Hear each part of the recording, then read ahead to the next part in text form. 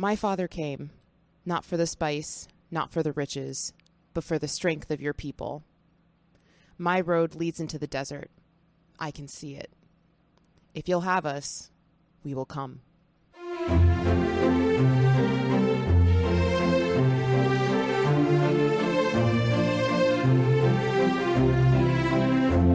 Welcome to Your Pick, a film podcast. I'm Tatum. And I'm Geneva.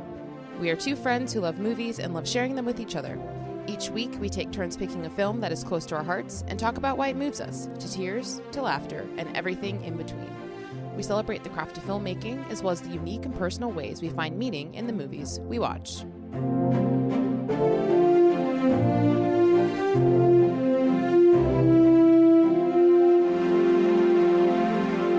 All right, Geneva, it has been a long week, but we are here. It has felt like a long week. Yeah.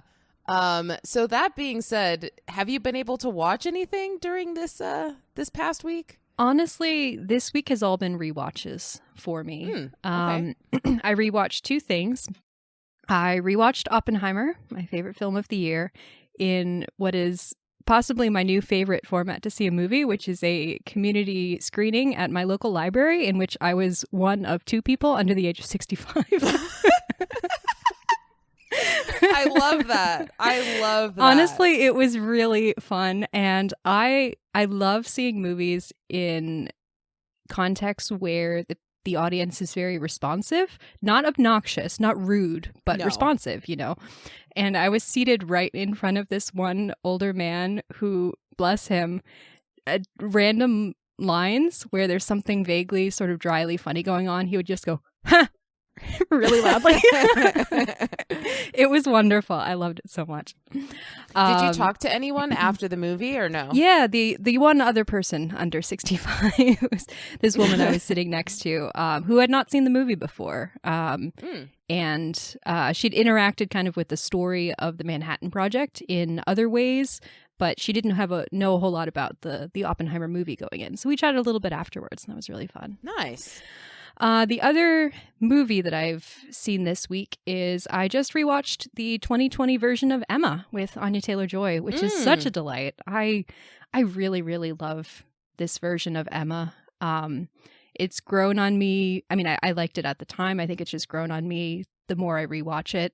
It is definitely, with any film, you need to consolidate. Any filmed adaptation of a novel, you need to consolidate, and you can't keep everything in. There are parts of the story that they really kind of cut down to the minimum that I wish we had a little more of, specifically the Frank Churchill and Jane Fairfax characters, because I think their storyline is really interesting in its own right, and I think it is really important for Emma's character development. They really, in this version, they kind of cut that down to the barest of bones.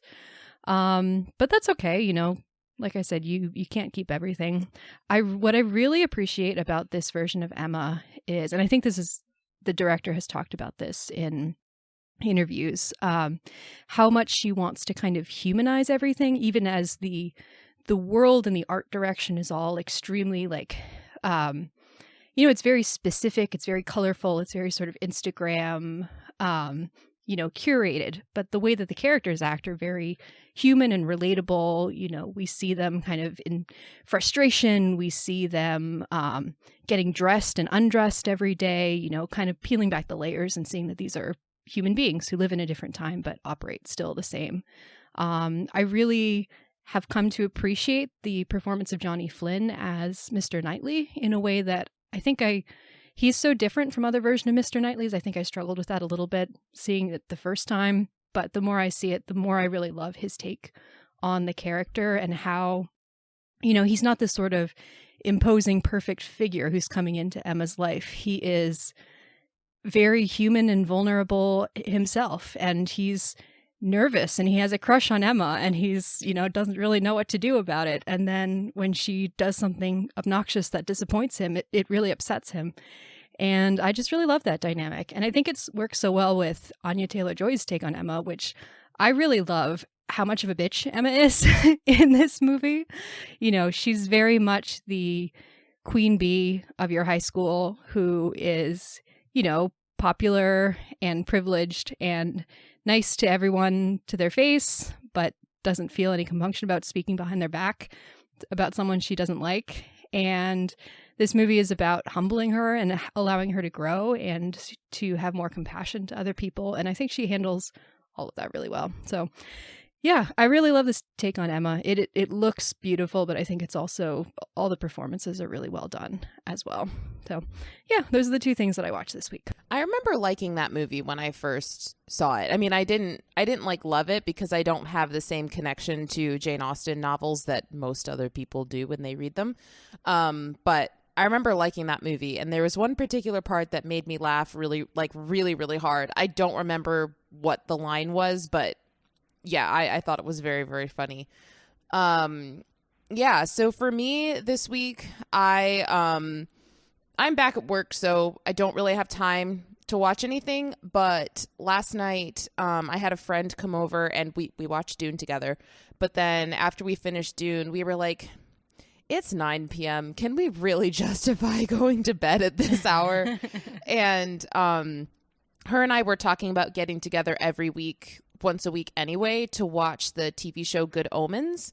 And so we had gotten together, I think it was 3 weeks back, to watch the first episode, and then it's been a few weeks. But yeah, so it was like 3 weeks ago we'd gotten together and watched the first one, and then a few weeks went by just because I started work and I was kind of adjusting to my new schedule. So last night we ended up watching episode 2, and this show, I've been wanting to watch it for years, and I think, yeah, like I just finally was motivated to watch it.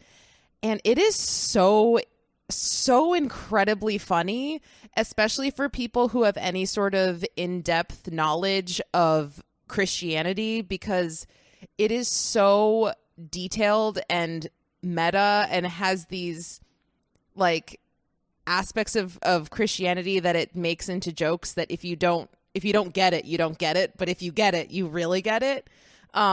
So yeah, I mean, I really love it. I will say one of the things that does bother me about it is that visually it looks very cheap.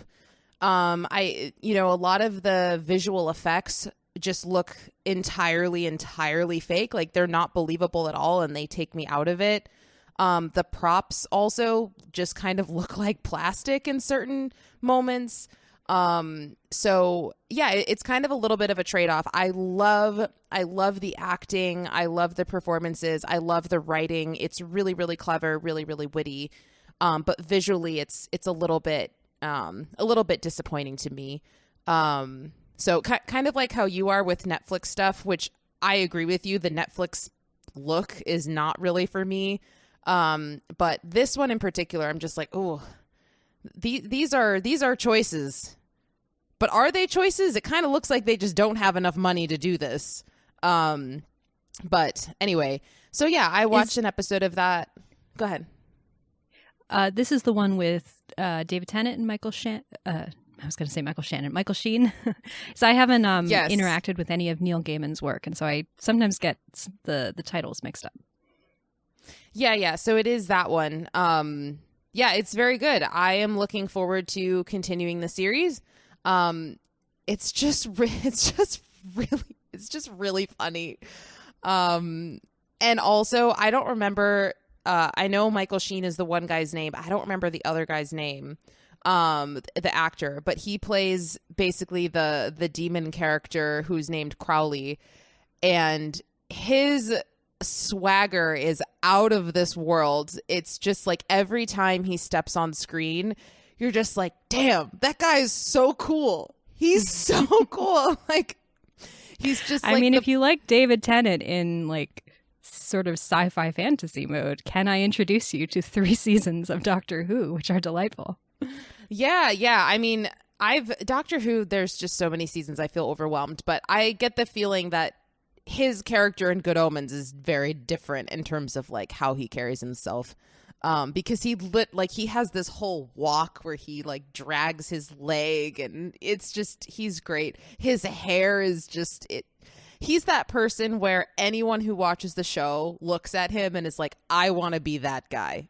But also, I know for a fact that I could never be that guy because I'm just not cool enough. But yeah, so that's Good Omens. I've only watched 2 episodes, but so far I'm really enjoying it. And I look forward to continuing to watch it in the weeks that come. So, where did you see it? Oh, it's an Amazon Prime original show. Okay, gotcha. Yeah. I've heard some decent things about that show. I mean, what you said about it and Christianity makes me a little bit cautious, but I have heard really good things about the acting, and I love David Tennant. I love Michael Sheen. I think they have a long-standing friendship outside of.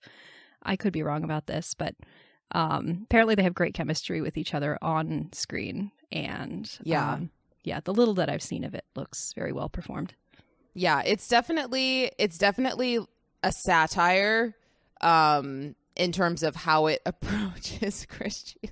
Like, there's this whole concept of, like, they're kind of talking about the end of the world, and the Antichrist comes as a baby, and, you know, the demon is like tasked with making sure the Antichrist goes to the right place to be able to grow up in the right circumstances to bring about the end of the world.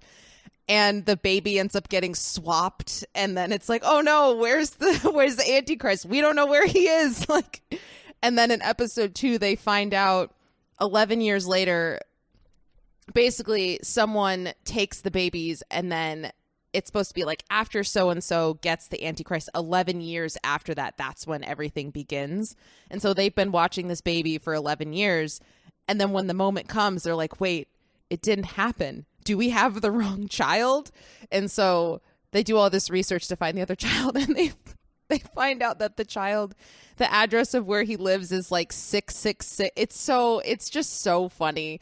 But anyway, it's good. But yeah, so I think you and I both brought up movies or TV shows that are adapted content from books. So I would use that as my transition into beginning this episode. Very nice. Oh, I should mention, because I forgot, I watched Emma on DVD.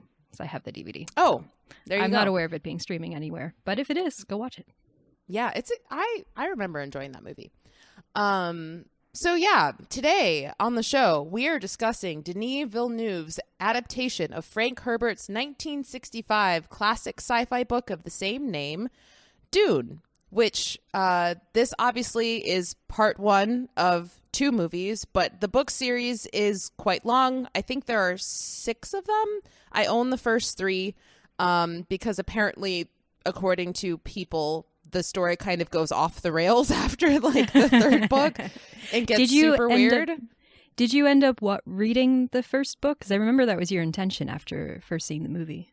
Yeah, I read the first book, but I did not get to the 2nd or the 3rd because they're very dense. It's just a lot of material, and they just take a while to read. But the first one was very, very good, so I enjoyed it.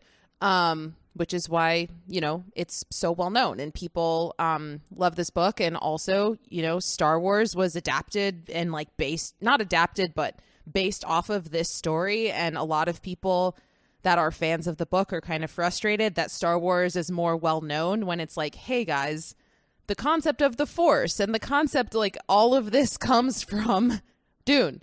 But anyway, to be fair, Star Wars may be slightly more accessible for the the lay sci-fi fan than this is true 700-page sci-fi novel.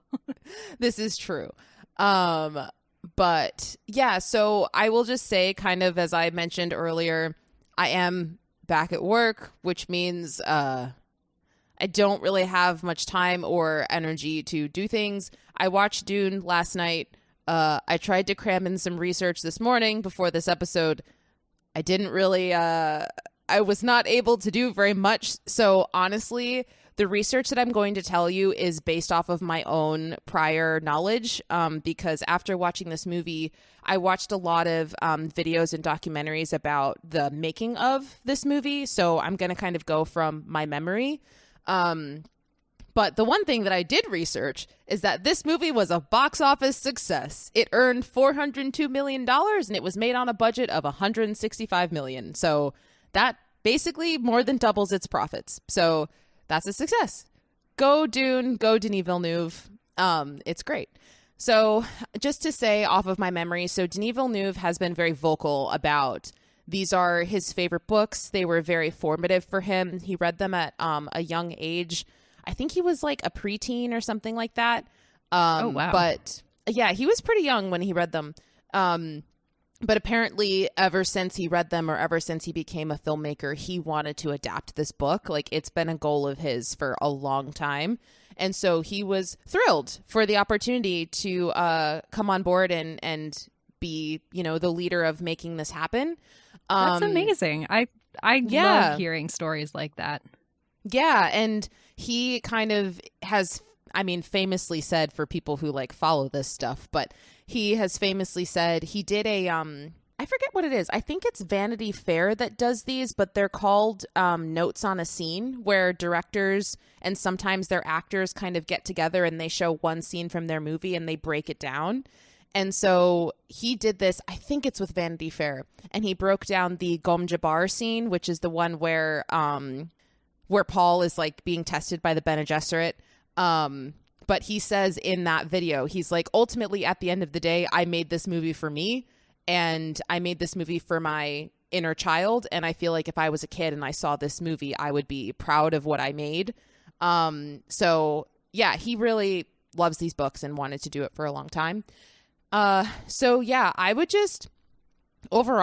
highly recommend going to YouTube and just looking up videos of how this movie was made. There's a really great, I think it's about 15-minute video of Hans Zimmer explaining how he came up with the sounds in this movie, because he didn't just compose the score, he also did a lot of the sound design, if not all of it. And it's really impressive. He worked with people and invented instruments and all of these things. It's really, really interesting and really impressive. So I would recommend looking that up. It's a great video. And then the other one is, like I said, just look up a general making of, because I think there's like an hour-long video of that on YouTube that's from Max, I think. It might actually be on Max, but I know it's on YouTube. And Denis Villeneuve and his crew, they kind of break down how they designed the ornithopters and the ships, and how they designed the homes and the structures and the costumes and all of these things. And how one of the things that I really love about this movie, as well as just fantasy in general, is when people put real dedication and real time and hard work into creating new worlds. And so much care was put into this in terms of every room they created. They wanted to show history of thousands of years. For every prop that they made, they wanted to show history. Like the box that Paul puts his hand into during the Gom Jabbar scene, like all of this was intricately designed and created. And it's great. So I would highly recommend watching those behind the scenes, because there are things in this movie that were done with CGI, but also a lot of them were done practically as well. And in my opinion, they were seamlessly combined in the final product. So that's amazing. I've heard many people, I think you included, talk about growing up with The Lord of the Rings on DVD and being able to see so many of the behind the scenes making of featurettes, and how that was their first introduction to the processes of filmmaking and all the different departments and how much work goes into creating costumes and makeup and props and things like that. I love the idea that for a new generation of people, this movie could be that. Exactly, which is part of why I love this movie so much. So yeah, I'll just use that to kind of transition into my relationship with this movie. So like I said, I have read the first book, but I did not read the book until after I saw the first movie. It was something that had been on my list for a long time, but someone who is a huge high fantasy fan, high sci-fi fantasy fan, I have so many books that are very long that I'm trying to get to, and each series is either anywhere from like 4 to 15 books. So this one was on my list for a long time, but I just hadn't gotten to it. But when the movie came out, I was like, okay, I really feel like this is the time for me to read it. But as Geneva kind of just brought up, I am a huge fan of the Lord of the Rings movie movies, the trilogy. They're very formative for me. They introduced me to, in a lot of ways, it was like Monsters, Inc. and The Lord of the Rings. They just introduced me to the beautiful process of what goes into making movies. And I came out of the theater after watching this the first time, and I was so excited because I was like, this is a new Lord of the Rings for me, because Lord of the Rings kind of exists on this pedestal that will never be touched. And I never expected to experience something like that again in terms of a movie. And so I was so excited. I was like, oh my gosh, another one of these things is being made. This is so exciting. Because Game of Thrones is great, but you can't see that in a theater on a big screen. You know, it's just a different experience. So yeah, I absolutely loved this movie. I think I saw it 3 times in theaters in like a month. I loved it so much. And then when it came out on, you know, video on demand or streaming or whatever, I watched it again like right away. I think that this is a masterpiece. I know ever since it first came out, there's a fairly large community of people that don't like this movie. They don't like the ending. They don't think that anything happens in this movie. They don't like the performances. And this was actually, even when I was on Metacritic and Rotten Tomatoes trying to find reviews of this movie, a lot of them were kind of lackluster in terms of like, we're here for the visuals, but the story is lacking, but it doesn't matter because the visuals are great. Or that's insane. I feel like I have never heard of anyone who doesn't love this movie. Or at least like really, really respect it. Yeah, a lot of people are just very lukewarm on it, which I don't understand at all. So I kind of feel like I'm in a minority based off of like the people that I know and a lot of the articles that I've read and what I've seen online ever since it first came out. But I stand for this movie. I absolutely love this movie. Is it perfect objectively? No. Is it perfect to me? Yes. And ultimately, like, to me, that's what matters. I love this film. I have a very good time with it. I have already bought my ticket to see part 2 in IMAX 70 millimeter. I'm pumped.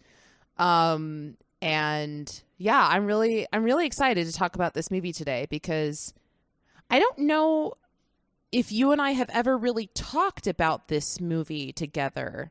I don't think we've talked about it since I first saw it, and we spoke on the phone about it. But I don't think we've really talked about it since.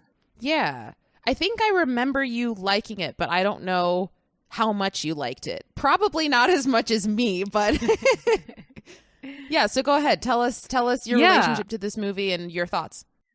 Yeah, I really, really like this movie. I don't like it as much as you, and I think it's a similar situation to, we recorded our Mad Max Fury Road episode recently, and it's a very similar situation in that I think this is an incredible movie. I'm really happy that I saw it again.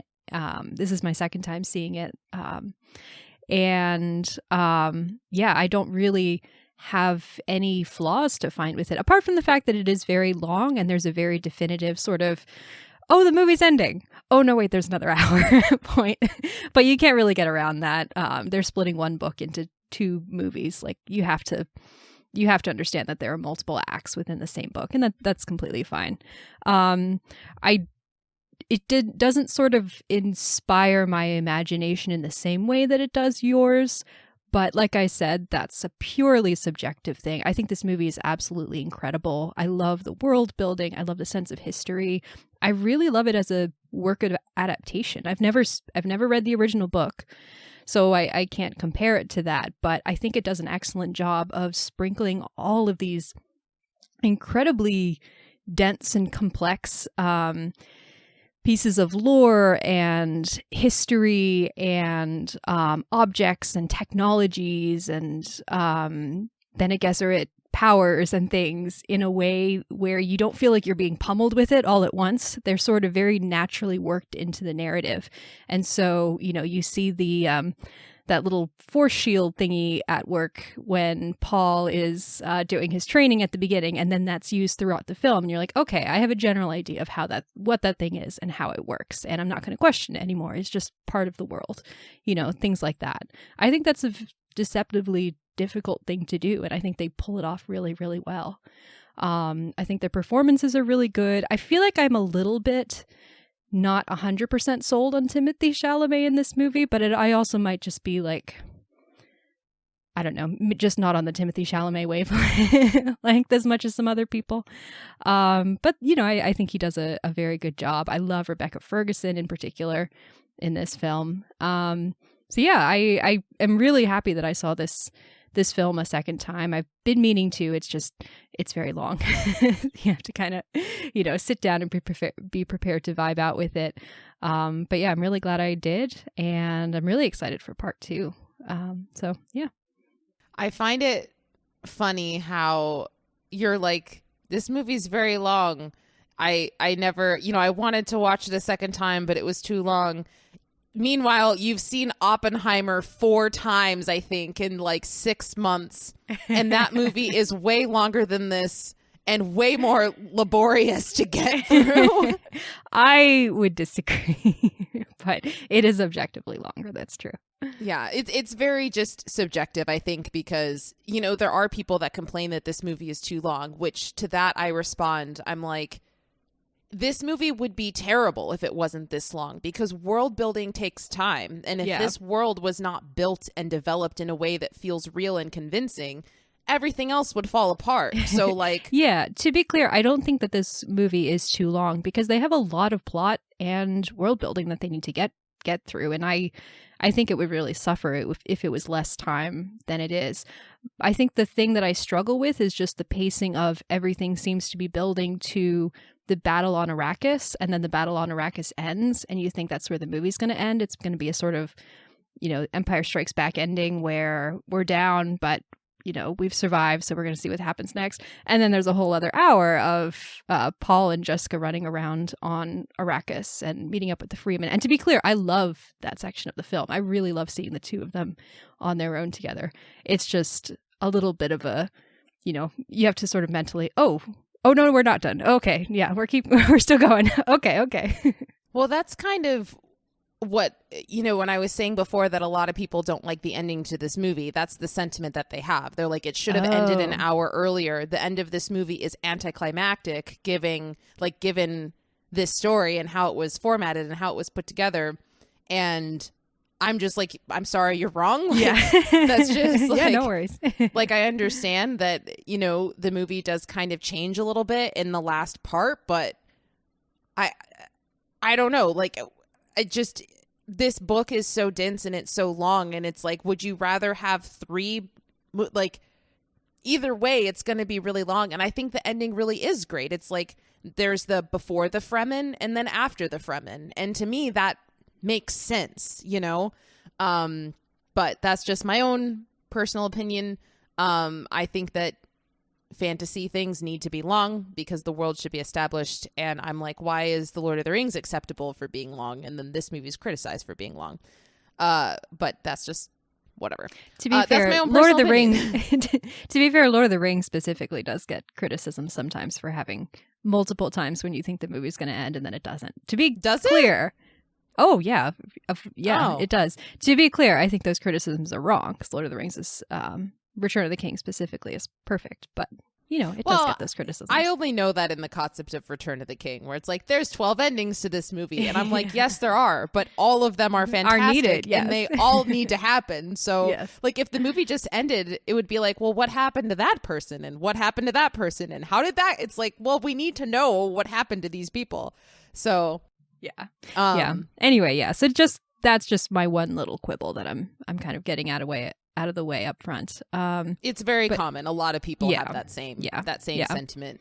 But yeah, otherwise I really, really love this movie. Also, shout out to in my master's program, one of the women in the program did a whole presentation on the use of bagpipes in this film and kind of the history behind the bagpipe and how it works into the film thematically. So I don't think she knows this podcast exists, but if she does, happens to be listening, shout out to her. Yeah, Hans Zimmer also has a whole portion of that video that I mentioned where he talks about why he chose bagpipes to be in this film.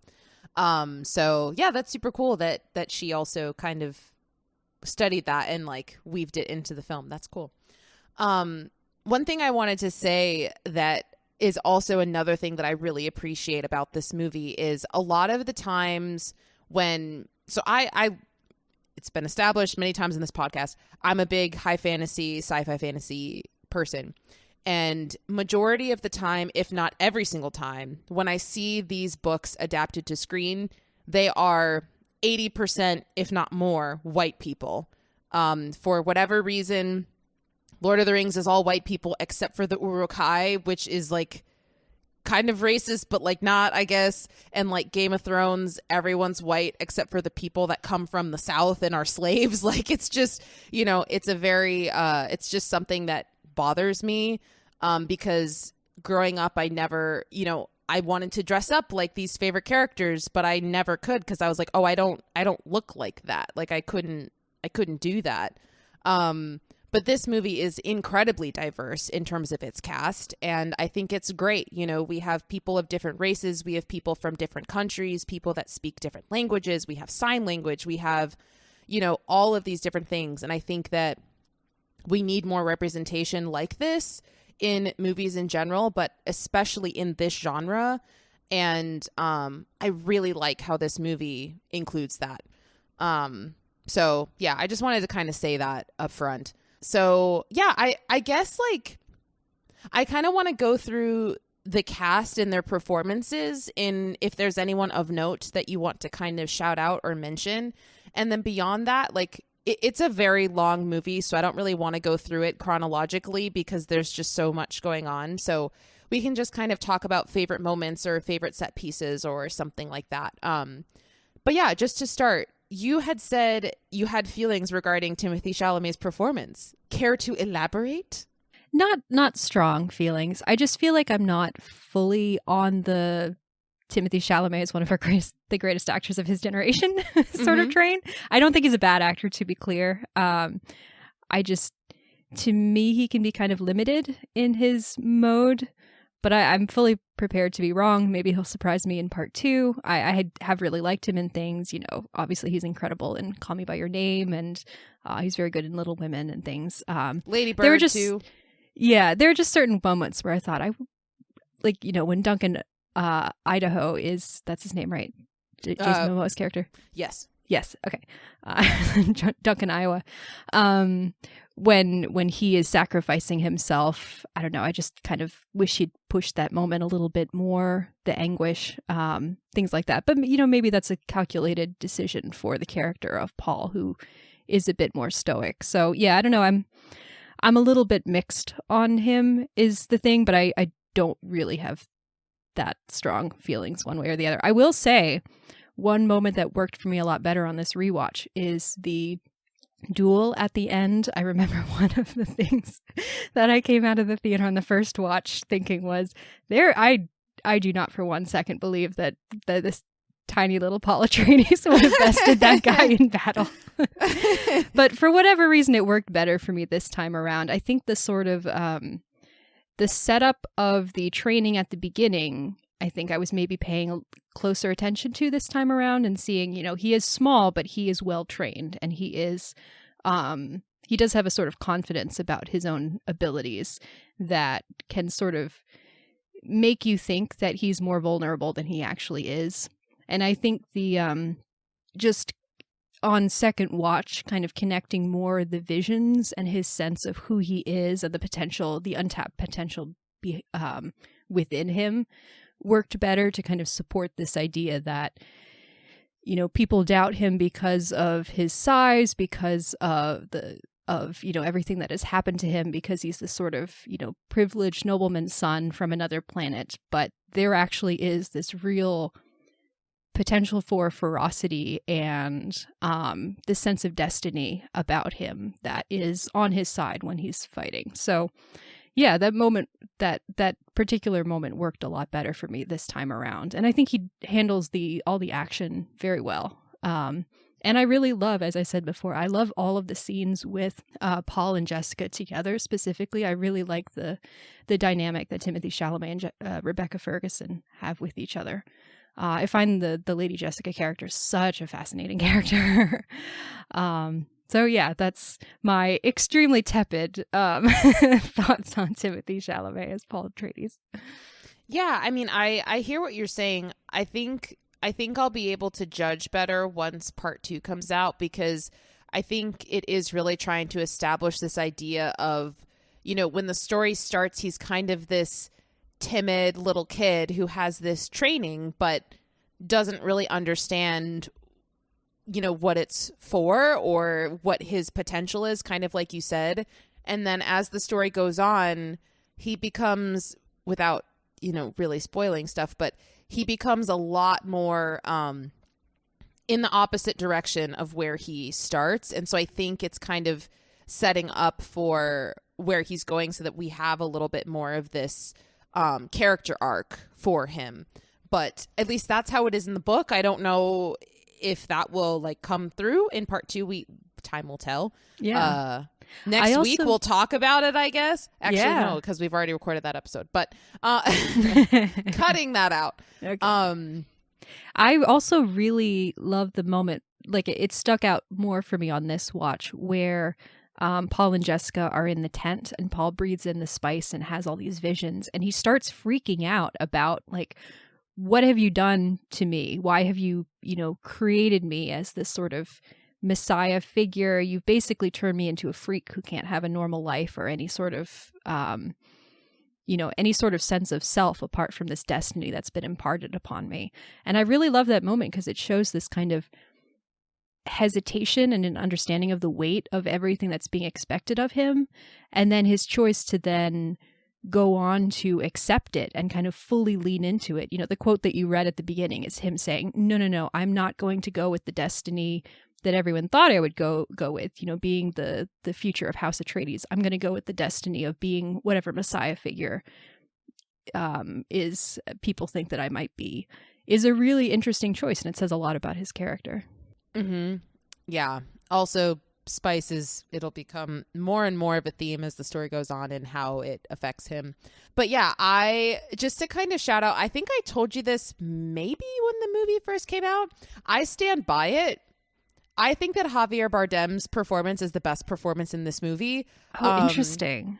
Every single time I watch it, he gives like the Andrew Scott in 1917 performance for me, where he's not really in this movie very much, but every single time he steps on screen and you look at him and you hear him speak, he's so good in this movie, and I can't wait to have more of him in part 2. So yeah, I just wanted to shout that out because... Yeah. Can you speak more to what he's doing that really works for you? Because I don't really feel that way, but I'm intrigued. Yeah. I feel like there's so much going on around him. He's not usually the one that I'm focusing on, but I'm really intrigued to hear like what I should look for on my next watch. Well, for me, he's just someone where out of everybody in this movie, I just look at him and I'm like, you are a real person. Like, you are not playing a character. Not that I feel that with the other people, but he immerses me the most. I'm just like, wow, you exist. You are real. He makes me feel like Arrakis and the Fremen are a place that I could go and a people that I could speak to. He just feels, I don't know. The way that he embodies his character just really communicates this entire other culture. And I feel the same way about what's his name? Oh, who plays Jamis, the guy who fights Paul at the end. I feel the same way about him too, but he's in the movie even less. He's kind of there to die, yeah. Yeah, I guess I'm just fascinated by the Fremen culture and seeing how it is adapted here. I'm not the biggest Zendaya fan. We'll see what happens in part 2 because, again, she isn't really in this movie very much.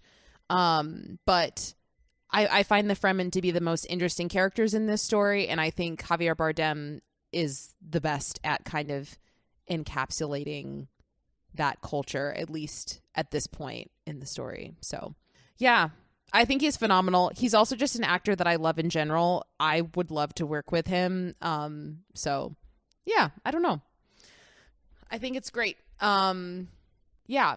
I'm really just trying to think about, are there any other performances for you in particular that you would like to highlight? I mean, we talked a little bit about Rebecca Ferguson's performance. Well, actually, do you have any thoughts on Timothée Chalamet's Paul Atreides? Do you want to kind of give a stronger thumbs up than I do? Well, I don't know if I can give a stronger thumbs up. I mean, I think I kind of expressed my feelings a little bit in the sense that, like, I do think he is very timid in this movie.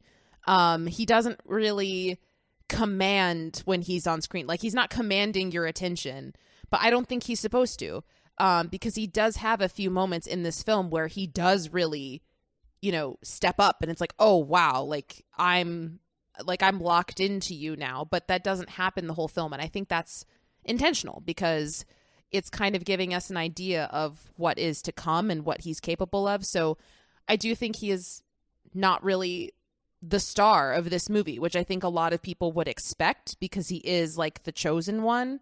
But I think that is a good decision by him and by Denis.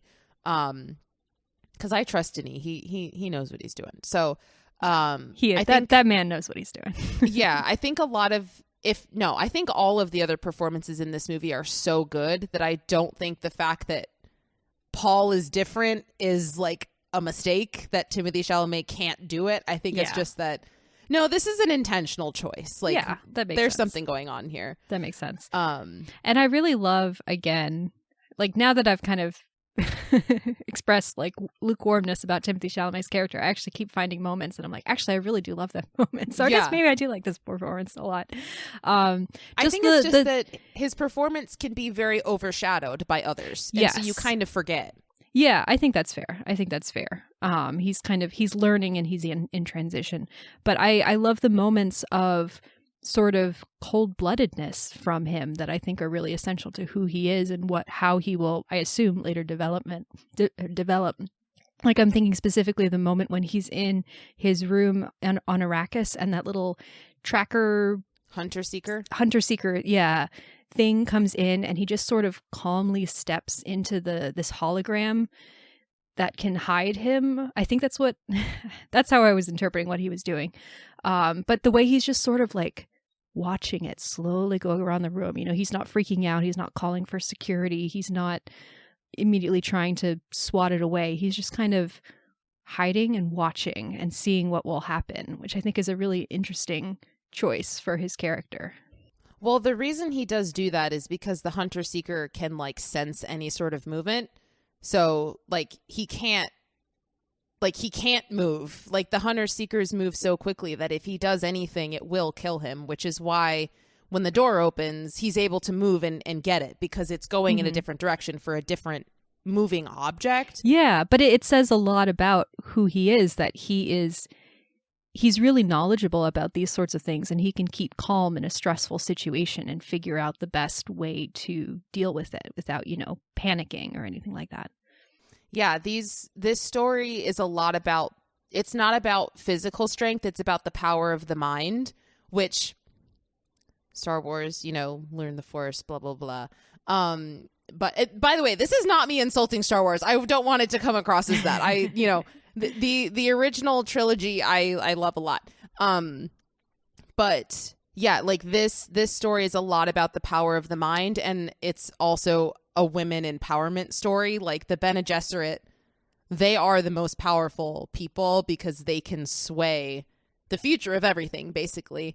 And I find that to be a very fascinating concept, and I think that it is communicated really well in this movie, how we hear about like a path has been laid, like the Bene Gesserit have been here. It means they've been at work here. You can see the little hints here and there. And I think that it's just, I'm just excited to see all of it come to fruition. But, well, to kind of move on and speak a little bit about Rebecca Ferguson's performance, I love her character so much in that she is two people. She's the witch, she's the respected member of the Bene Gesserit who is highly trained, extremely capable, She's in on the plans, although maybe not 100%, but you know, she knows more than she's letting on. But at the same time, she's also a mother, and she has these moments of doubt or worry about, you know, I have all these high hopes for my son, but what have I actually, you know, done to him? What if he can't live up to it? What if it hurts him or kills him? You know, is this actually the right call? And so that's what I really love about the last hour of the movie is it's her finally seeing her son in these high pressure environments, and he keeps surprising her. He is the one who kind of has done all this research about Arrakis and knows how to survive, and she's now having to follow his lead, and he's showing her what to do, and he's the one who's making decisions. And I feel like you can just see on Rebecca Ferguson's face all this sort of doubt and surprise and awe and being impressed, but also kind of concerned about what does this mean? You know, I've given him all that I can do, but who is my son really, and what is he going to do with all of these things he's been given? Which is great setup for hopefully part 2. Yeah, I mean, so two things kind of bouncing off of that. One is that I love that scene between the Duke when, you know, he asks her, he's like, basically, when push comes to shove, will you protect Paul? And she says, with my life. And he goes, I'm not asking his mother, I'm asking the Bene Gesserit. And she doesn't answer his questions. She says, why are you thinking these thoughts? And I'm like, girl, you did not answer his question. Yeah. And I think that, you know, we do see this complexity in her, because part of me watches this and is like, okay, this powerful woman who's supposed to be powerful, but then we see her like freaking out and crying at every single opportunity, like, you know, but I think it doesn't weaken her. It shows the complexity and the fact that like she has these struggles, but at the same time, you know, when she needs to, she can rise to the occasion, and she is a badass. And we only get kind of one real, you know, scene of the movie where we get to see that, which is them in the ornithopter before they're thrown out. And she is absolutely like, she's like, I'll cut your throat and throw you out, and I'll cut your throat and throw you out. And I can tell you and command you in whatever way I want to do what I want. And it's a really, really badass scene that I love. And I think that, you know, I look forward to seeing more of that as we go forward. And I think one of my favorite, I guess, performing moments in this movie is when we get to the end and the final shot that we see is of her face. And she goes from like being a little bit, you know, oh, I'm excited for where we're going and this is going to be a grand adventure. And then very slowly her face turns into this like plotting, you know, like not evil, but just like this plotting look of, okay, like here, you know, yeah, the stage has been set and let's go, you know, like, and I think that is a really good, I think it's very subtle because you might not pick up on it, but if you're looking hard enough, or if you've read the book, it's like, oh shit, like, dang. And so I love that final moment because, you know, this story does center around Paul, but also it very much so centers around the Bene Gesserit. And I think that it's communicating to us that like, there's more at play here. And this isn't just about, you know, Paul Atreides and his rise to being the king of whatever. It's like, no, there's other things going on. So yeah, I like her performance a lot. I think that in a lot of ways, she kind of carries this movie, especially as the story goes on. I think that, you know, if we just had Paul and we didn't have Jessica, it just wouldn't work. And I think the two of them as mother and son really have chemistry. And I think that, yeah, just really great casting. Rebecca Ferguson, man, she's incredible. Her. She's incredible. Yeah. I mean, she's always so great in the Mission Impossible movies, and I've seen her in, you know, probably a half dozen other things at least, and she's never less than great. Yeah. Yeah. The Bene Gesserit, honestly, are the Freeman or the your favorite sort of element of the movie. I think the Bene Gesserit are that for me. I just find them so endlessly fascinating. The part where Charlotte Rampling, as the sort of like Mother Superior of the Bene Gesserit, is like, our plans are not measured in years, but in centuries. And I'm like, ooh, what are they up to?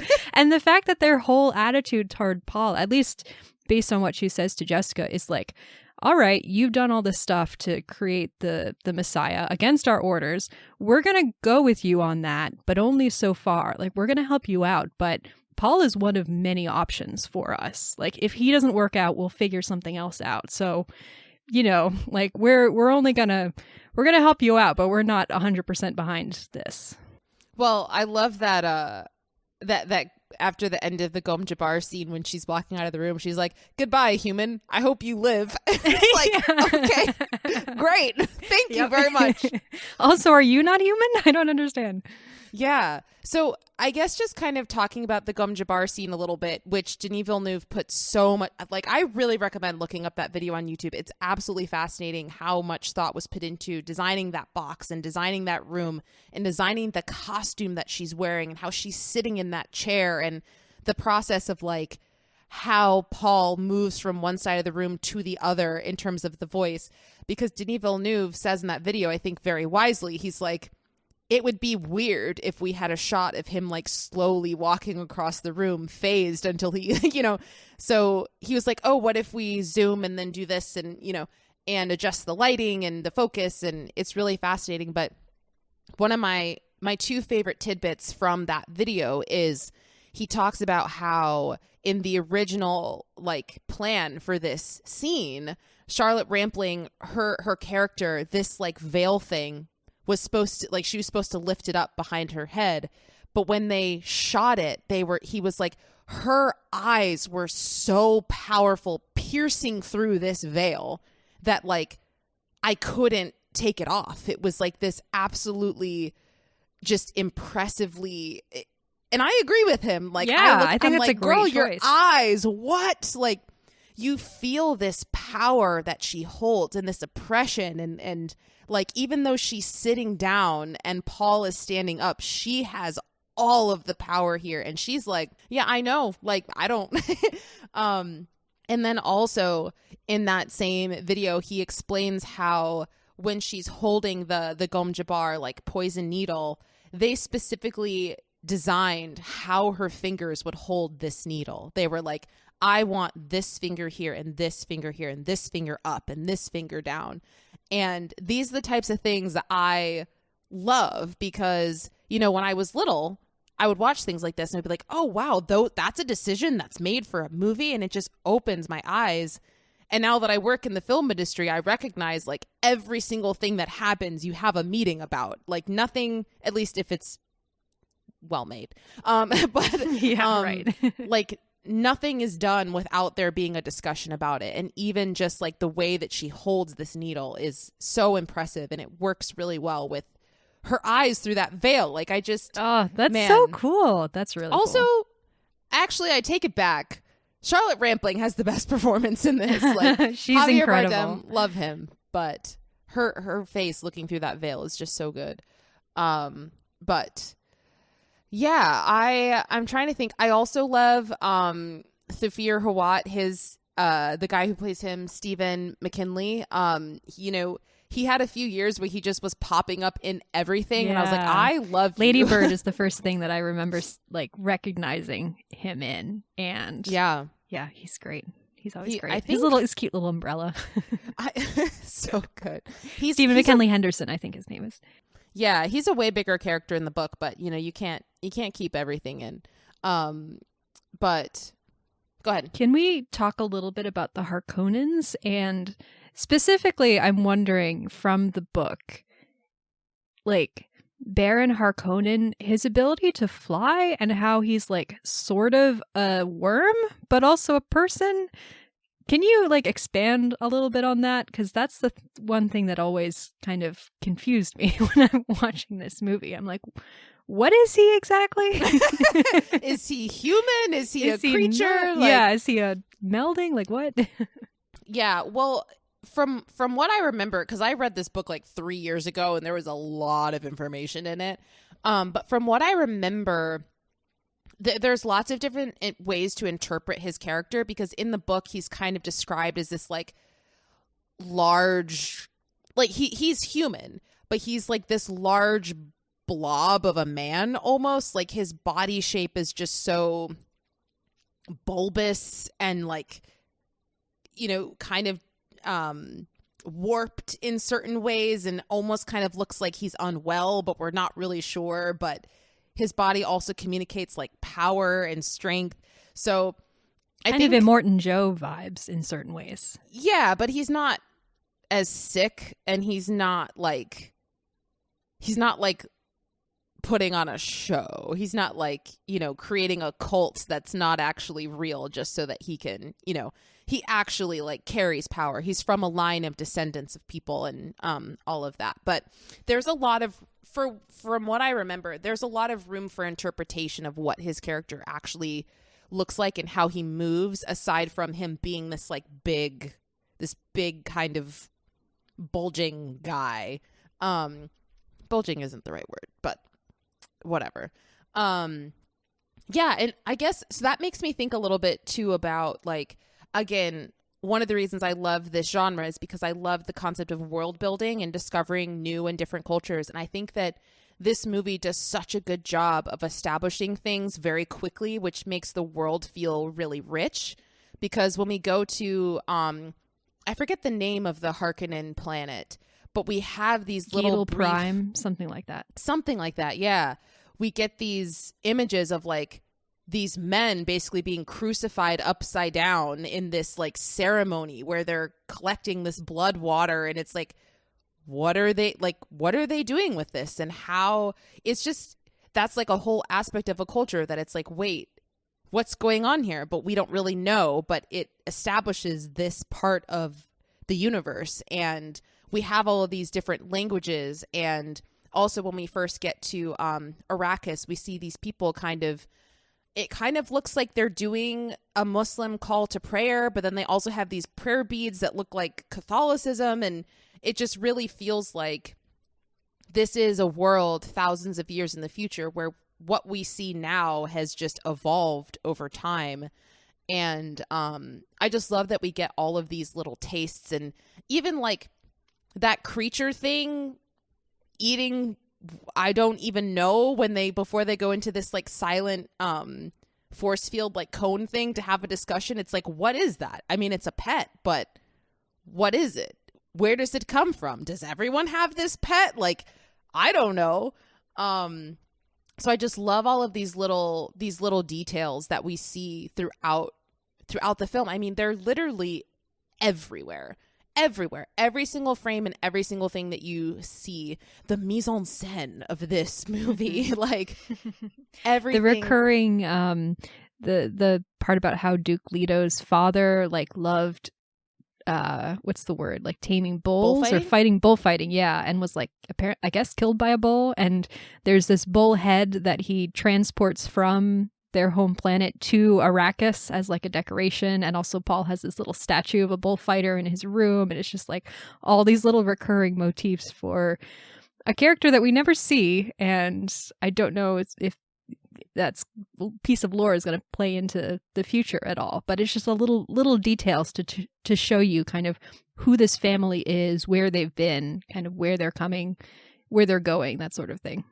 Mm-hmm.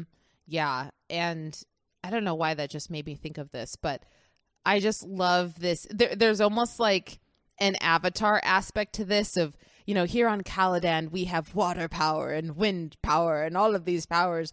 And if we go to Arrakis, we can harness desert power. Desert power. It's it would be goofy if it wasn't Oscar Isaac saying it. It's such a strange thing to say, but Oscar Isaac says it and you're yeah, man, desert power. Desert power. Hell yeah. I'm ready for some desert power.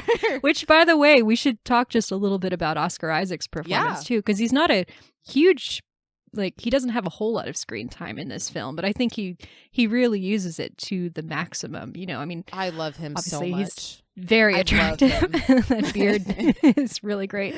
But he's such a warm, regal presence. You can buy him both as a ruler who is wise and respected by the people who follow him. You can really understand why he's viewed as a threat to the emperor, that if he's allowed to go on, that more and more people could come to his side. But you also... And what happens to people like that in fantasy stories? They don't live very long. Nope. He's the Ned Stark of this film.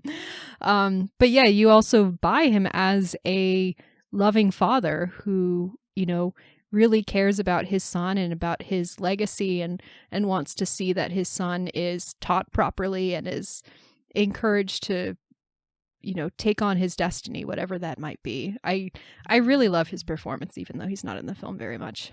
Yeah, I think his performance is also great. I think it does a good job of just establishing the family that Paul comes from, which helps us understand Paul's motivation more, because at the end, Jessica's like, no, Paul needs to get off world. And it's like, no, my father brought us here for a reason. And it's just, I don't know. I just feel like, I'm going to continue his plans.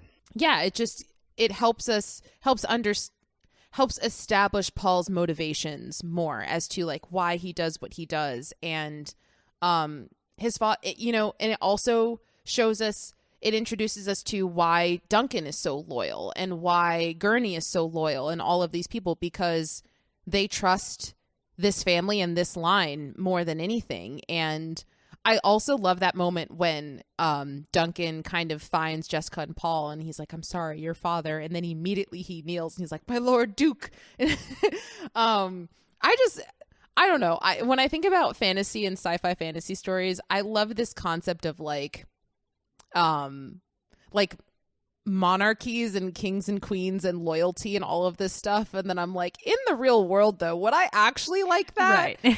But in these fake stories, I love it. Yeah. Well, it's the way of the world for literally millennia until, a couple hundred years ago, and still is the way of the world in many parts of the world today. So, yeah. Yeah, it's part of humanity, part of our makeup. Yeah, ever since I was younger, I was like, I want to be a Duke Leto. I want to be an Aragorn. I want to be I want to be any of these people. Give me the opportunity. Yeah, well, it's the sort of like, the fantastical sort of ideal that we can then apply to our real lives. Not everyone is born to be the king, is the destined heir to the kingdom. But this idea of stepping into life where you have obligations and responsibilities and needing to act with integrity and, fulfill your duties, like every human being has that, it's not royal, but it is an element of the, human life, and having these stories that inspire us by showing these images of people who fulfill those duties. They're the Aragorn and they're the heroes that we can look up to, or they're the ones who don't. They're the warning signs. They're the Baron Harkonnens. Yeah. It's a common archetype of fantasy for a reason. Yeah, and that just made me think of, so when I was watching this last night with my friend, like most of my friends, my newer friends, they know that I like fantasy, but they're slowly learning how much I like it. Oh, you're a nerd. Yeah, I'm a nerd, guys. But so when we were watching this movie last night, I was watching it and I said out loud, I was like, man, I want to fight like that. Like, I've been saying for years that I'm going to take longsword classes and all of these things, and this time I'm going to do it. Like, I want to learn. And I was like, I know that there's well, in the apocalypse, maybe, but as of now in my life, there's no practical use for this, but I still want to learn. Like, I want to learn how to do this. And I also said, there is no part of me that wants to be an actor. There's zero part of me that wants to be an actor. Kudos to people who do that, honestly, but like, it's not for me.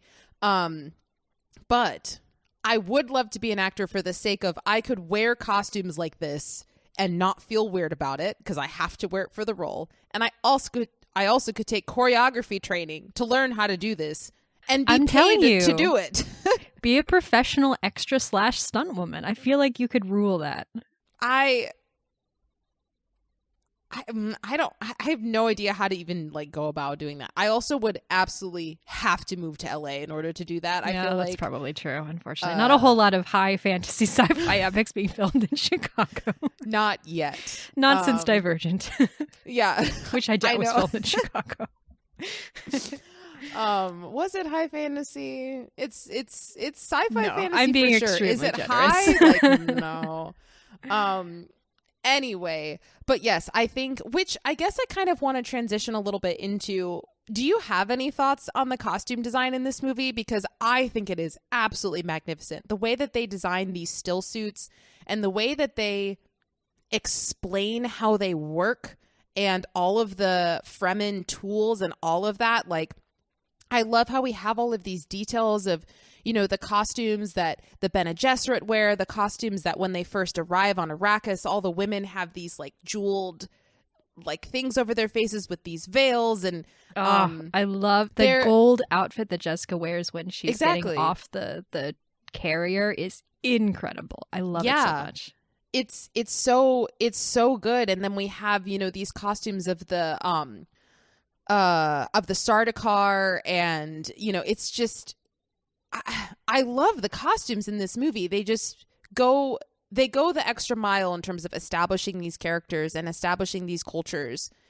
And it's another one of those things where I feel like if they hadn't been pulled off in a way that felt real, this movie would have been a joke. It's like, why?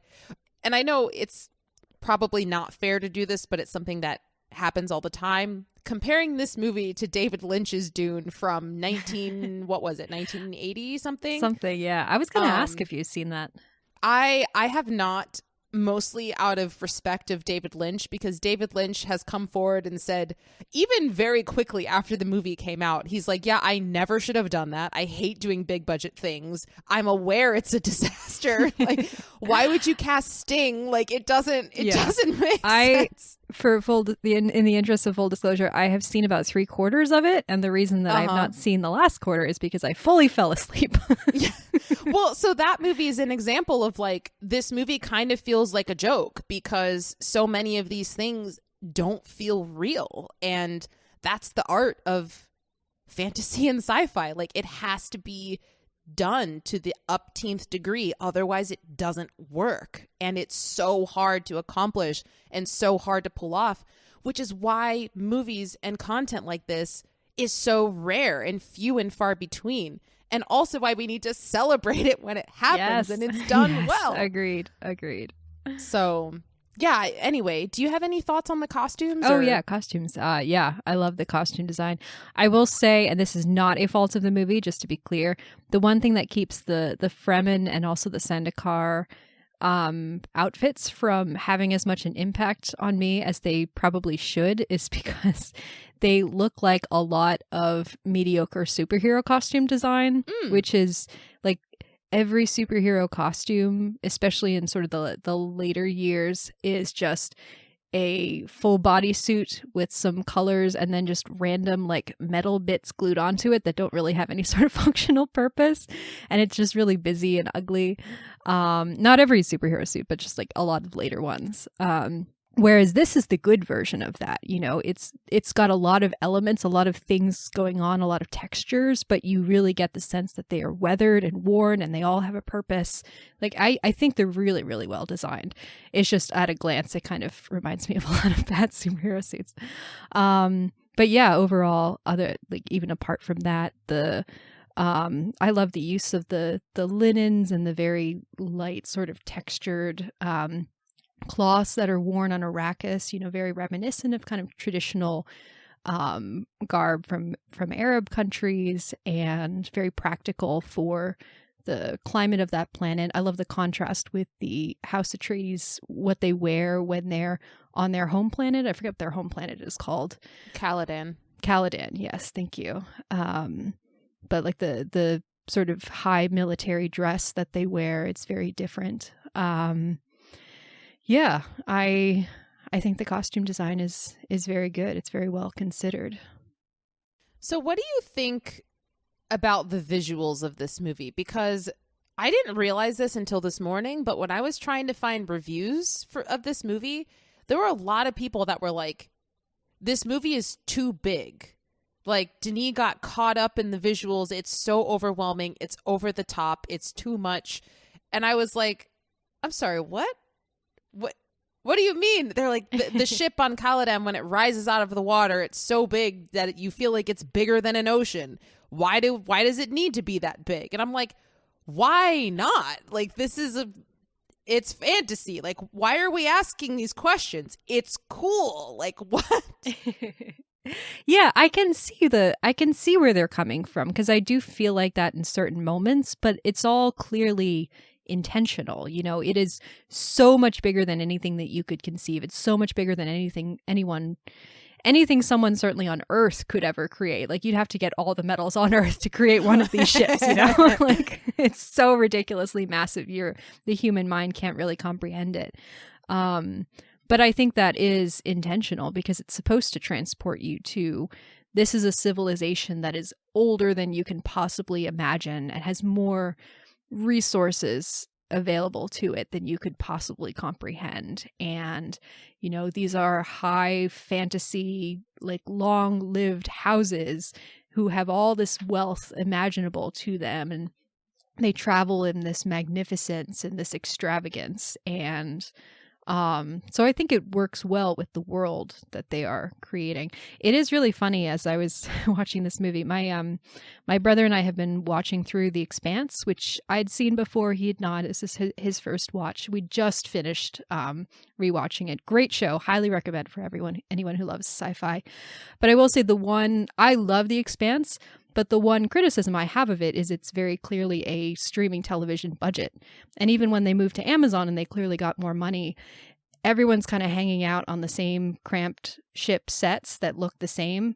Mm-hmm. And even when you have someone who is, you know, the new fascist dictator who's attempting to take over the universe. He's on the same ship. The president of the UN. Yeah, like they're traveling in the same sort of cramped, not very, you know, memorable interiors. And it's, I would assume, a product of our budget is not the best, and we have to use a lot of it on the CGI effects for the ships flying through space, and so therefore we have to kind of get by with the same sets. And so it is really refreshing to see a sci-fi movie where it's like, oh, this is a movie budget, this is a cinema budget, you know. Yeah. We're going to go all out, we're going to make you understand the scale and the grandeur of everything, you know. Yeah. And it's funny when you say, you know, these ships, you'd need so much, you know, resources in order to build these things. I'm like, that's true. But also, they have intergalactic travel. Like, there could be an entire planet that's bigger than Jupiter that's entirely made of titanium. Like, you know, we don't know. Of course they could build these things. Like, we're thousands of years in the future. If you can travel around the entire universe, like, there's lots of things out there that we don't know. Yeah. I mean, in Star Wars, they built 2 Death Stars. Yes, you're exactly right. So, yeah, that's silly to me. No, it's not silly, but I'm just like, come on, guys. Yeah, this is a fake world. Like, yeah, have some fun. Yeah. I mean, I understand the criticism from the perspective of, like, even though it's not necessarily that it doesn't make sense in the context of these civilizations, or that it's not appropriate to kind of the grandeur of who these people are. It does get a little bit difficult for the eyes and the brain to comprehend at a certain point, where it's just like, oh, here's another ship that's like, you know, the size of a moon. And the human beings are tiny little specks walking off of it. I feel like I need something more understandable for me to comprehend, to put it into scale, if that makes sense. Like, I don't feel that all the time, but every once in a while I'll be like, I feel like I can't understand the scale of what's going on right now. Yeah, I see that, but I love it. Because it never takes me out of it. I'm just like, cool. That's really cool. That's really cool. That's really cool. I also love, I think I realized this, I don't know when I realized this. It was a few years ago. But Denis Villenueve is, quite honestly, other than Quentin Tarantino, like, he's my favorite filmmaker working today. I've watched all of his films except for, I don't know if you pronounce it Incendies or Incendi or whatever it is. That's been on my list. I would really like to watch it. But every single one of his movies that I've seen, again, I don't remember what year this was that I figured this out, but I was like, every single one of his movies that I've seen is like in the top 3 of my movies from that particular year that it came out. And I was like, if that's happened like 5 times in a row I'm pretty sure that means I really like him. So I love him and his commitment to sci-fi and his love of just inventing things that we haven't seen before. And I think the grandeur of these ships and the architecture in these sets, it's overwhelming, but to me in a really exciting way, because I don't often get to see things like that actually feel real. I mean, you know, you watch stupid superhero movies and it's like, yeah, we have this huge stuff, but like it doesn't feel real. It feels like a cartoon in a lot of ways. Whereas it's like, this feels like something that humans built, and it's, I keep saying real, but I can't think of another word. But it's just, like I said, this movie is just exciting to me. It makes me happy that things like this can still be made and that people still care about it and people will still watch it. And you can make big blockbusters that can be a success that are not, you know, whatever. But yeah. So I guess kind of just one of the last things that I want to go through is just, are there any particular scenes or particular moments that you in particular, I just said particular like 5 times, but that you specifically want to discuss or go over? Good question, because we've talked through a lot of scenes that really stuck out to me. Let me see.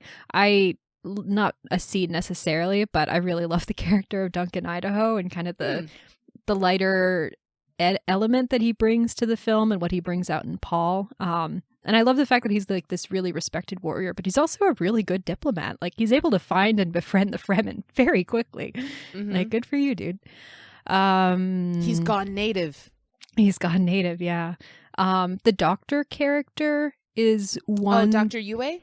No, sorry. The I guess she's not a doctor. She's the judge of the change. Keynes. Yeah. Mm-hmm. Keynes. Yes, thank you. Another character who I sort of forgot about the first screening, but stuck out to me a lot on the rewatch. I think she's a really interesting character too, because you're never quite sure where her loyalties lie. I'm trying to think of actual scenes though that we haven't really spoken about before. I'm not sure. Are there any that bring? Do you have any thoughts on the? So the two that I'm thinking of that are like, well, okay, now I'm thinking of a bunch, but that's okay. The two that really stick out to me are the one where the Duke and kind of his crew, they go out to see a spice harvesting ship. And then obviously things go awry, and then a sandworm comes, and this is the first time we see one of those, and do you have any thoughts on that scene in particular? Yeah, I love it so much. That's so a great scene. Yeah, it's another example of, I think, what I was talking about when I said I think this is a really strong work of adaptation, where it's a scene that it's natural within the flow of the story. You know, and it's helpful. You know, for pacing, it's good to have an action sequence here, but it's also setting up so many different things. You know, it's setting up, what do the sandworms look like? How do they operate? How does the spice work? Because Paul goes out and gets his first taste of spice and realizes he's really sensitive to it. The fact that the Harkonnens have damaged all of this material and really sabotaged House Atreides, but House Atreides can't really do anything about it is a really important. Well, it's not so important when, like, later the Harkonnens come and completely wipe them out, but it's important for that moment in the story.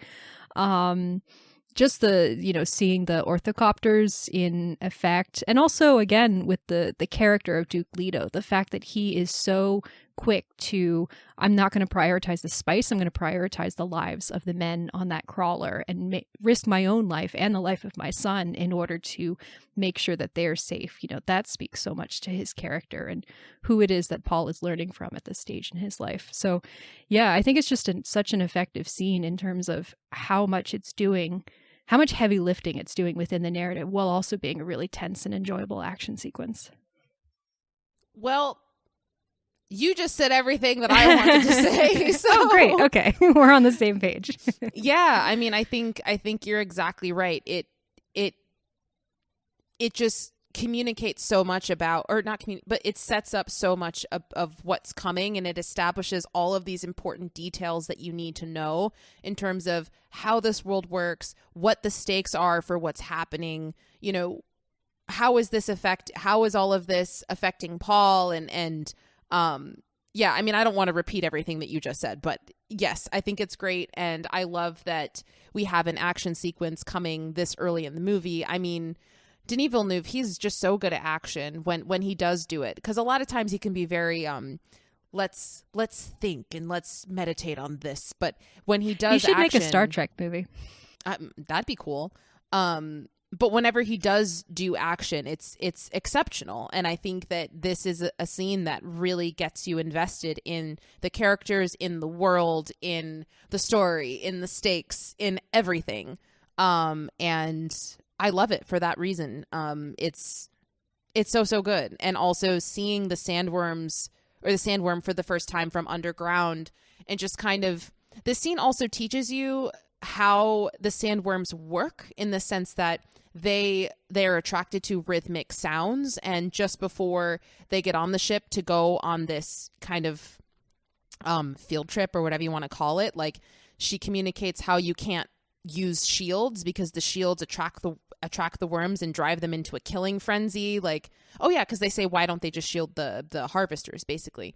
So you just learn so much here, and I think it's great. There's a lot of telling, but there's also a lot of showing, and I think the balance of how that is done here is just really, really great. So yeah, I mean, speaking of the worms, I wasn't sure if you wanted to talk at all about when we have that chase sequence, basically, between Paul and Jessica versus the worm, you know? Oh gosh, yeah. And that shot of the worm poking its little head by little, I mean, so big. Enormous. It's so big. Beyond comprehension. Like, and just kind of looking at them. It's such a cool visual. It's so cool. And it also communicates how big this planet is. Like, the fact that there are hundreds, if not thousands, of these things just like chilling underground. And like, also the like, because I feel like I struggled a little bit to connect with Arrakis just generally, because I'm like, well, it's all like sand, you know. Sand's not visually very interesting to me, but I love how much effort this movie, and I assume the series will just continue to do so, goes to establish No, there's so much variety and life going on this planet. You know, the outsiders only see the surface, but there are animals, there are plants that can survive, and there's different types of sand. Like, during that chase sequence, the reason they're running is because Paul is just like, drum sand, and we're like, I have no idea what drum sand is, but apparently it makes it really, you know, attractive to the sandworms, and then that's dangerous. They have to run. Like, that's all you need to know. It's drum sand. They got to run. You know, it's very cool. Thank goodness for rocks. Am I right? Right. Yeah. Yeah. I mean, it's so great. And shout out to Frank Herbert. I mean, it's just so ingenious coming up with these thumpers, and like the technology is just, gosh, it's so great. You can just tell that this culture of people, they have lived here for so long, and they've developed all of these technologies in order to survive, like a compass that points north even on a planet where like that's not possible, and these still suits and these tents that recycled water. Like, it's so cool. Yeah, it's ingenious. The whole part where they go into that like bio station, I forget what they call it, but this idea that we were once engaged in research to draw the water out from the center of the planet, and basically the ecology of this planet could have looked completely different. We could have been a paradise, she says. Yeah. And instead it's just, you know, the age-old story of colonization and exploitation of the natural resources, which is the reason that it's continued to stay this way. But that's such an interesting little detail about, you know, Arrakis and what the Harkonnens have done to them prior to House Atreides coming on board. Yeah. And you know that the Harkonnens have been there doing that for a long time, because Chani, in her monologue in the beginning, is like, you know, their treatment of us is all I've ever known, you know. Granted, she's not that old, but yeah, I think they say like 80 years or something like that is how long the Harkonnens have control. Like, that 8 decades, like that's a long time, you know. That's an entire multiple generations of freemen who've only ever known the Harkonnen rule. Yeah, I look forward to seeing what they do with all the spice and stuff in part 2. Another moment that I really like in this movie is, which this is very much so a me thing. Other people probably like, I don't care, but I care. I think it's really cool is when the shields are let down and the Harkonnens are kind of entering the city, and you see this row. It's like 2 rows of Atreides soldiers on these stairs.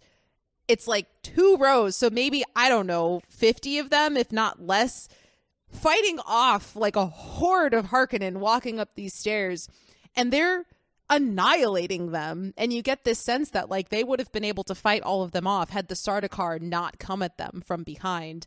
And I was just like, this is so cool, this concept of them being lined up and how they're fighting these people, and like it shows how good at fighting they are, and it also looks awesome, and it's, I don't know. Yeah. I just thought it was really cool. Yeah.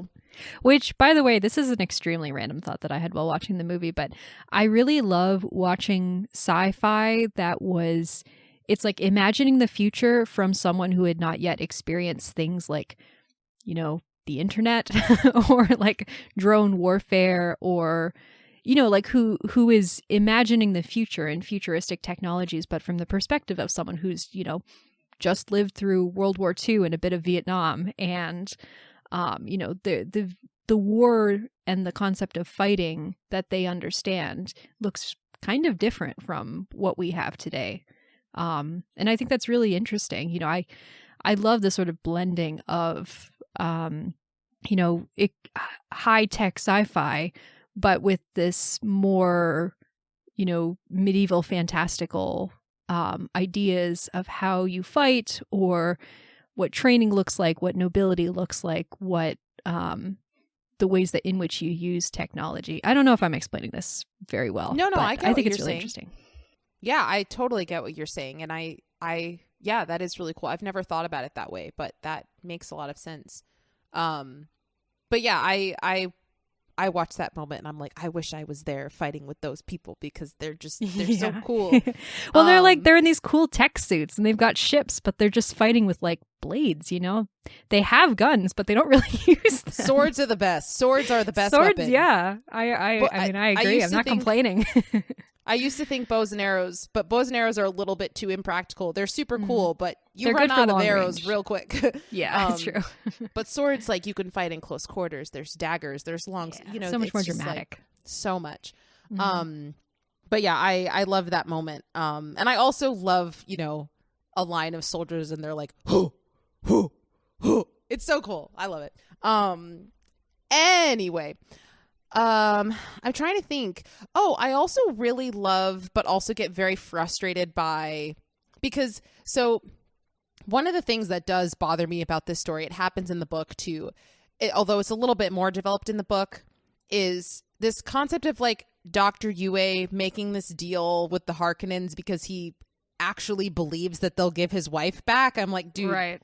Do you know who these people, like, I understand that they've told you your wife is being brutally tortured, but even if that's the case, they're not. What makes you think that? Yeah. You're actually gonna.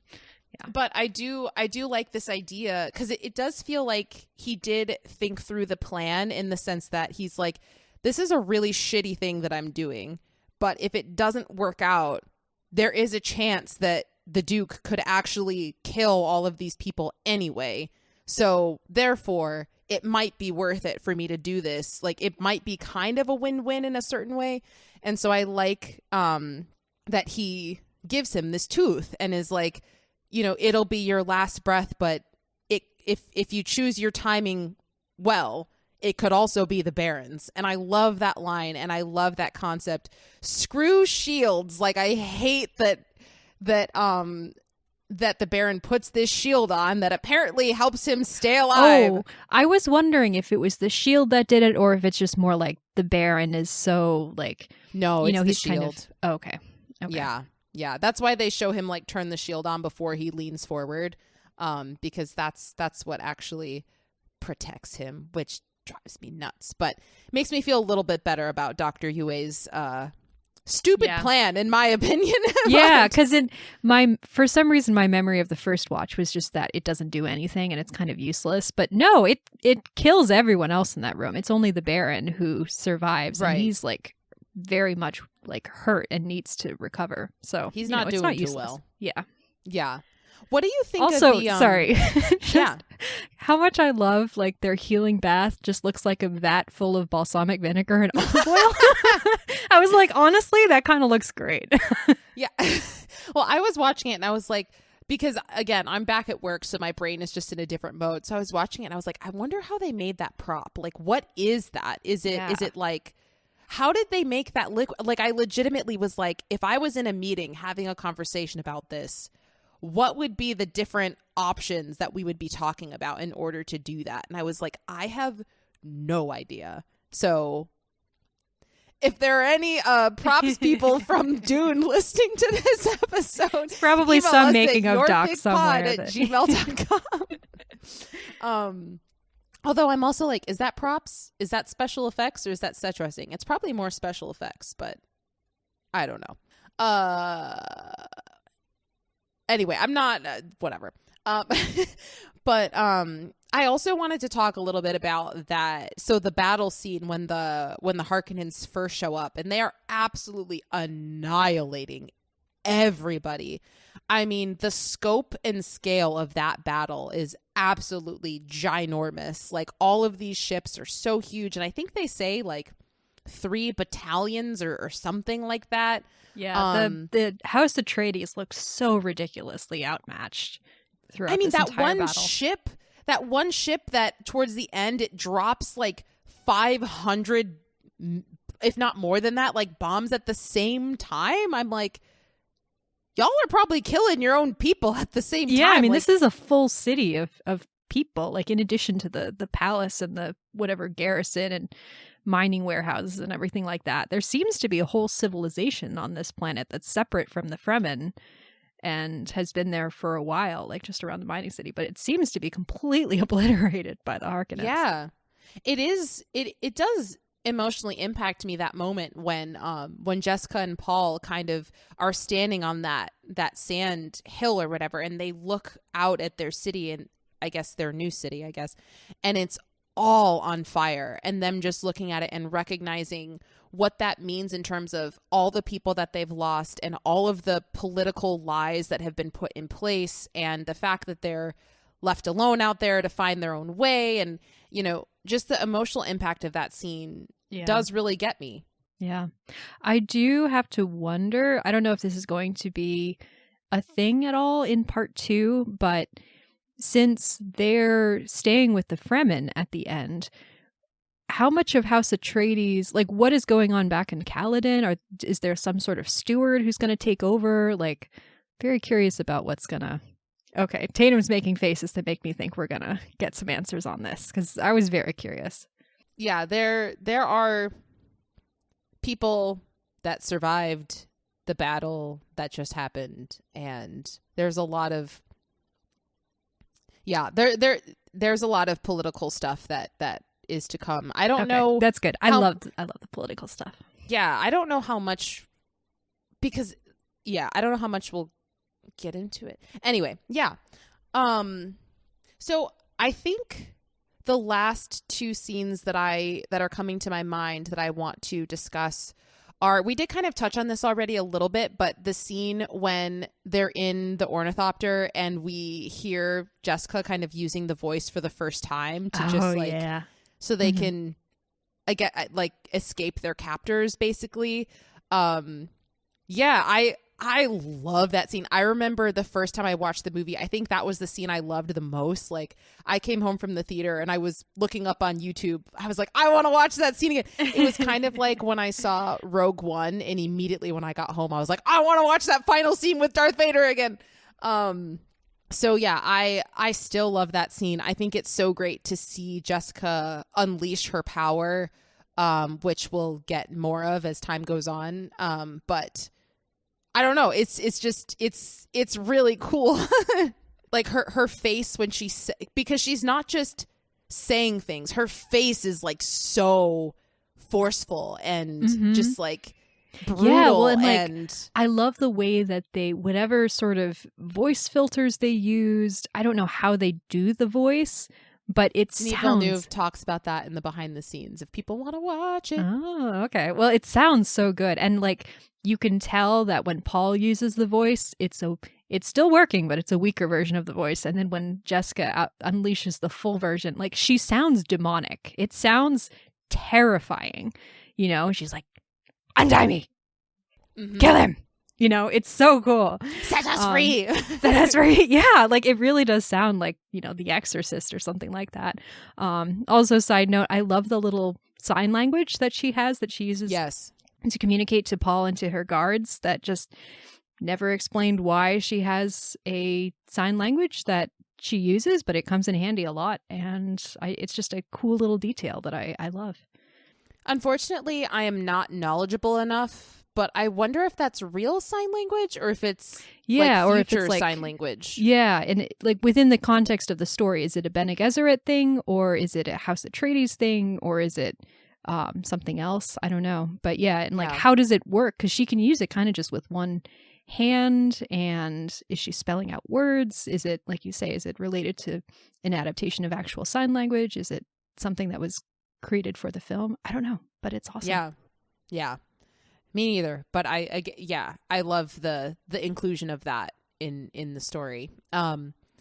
So I guess the last thing is just the final scene that apparently people don't like, but I love, which is this this fight sequence at the end between Paul and Jamis, you know, when he invokes the Umtal, because the strongest must lead, and Jessica bested Stilgar, and he didn't know she was a wielding woman. And... Right. Which I will say, and like within the context of the story, like, you know, like I said before, Paul winning the fight works a lot better for me this time around. He has an enormous destiny. He has training. Jessica is also an incredibly impressive fighter. That's fine.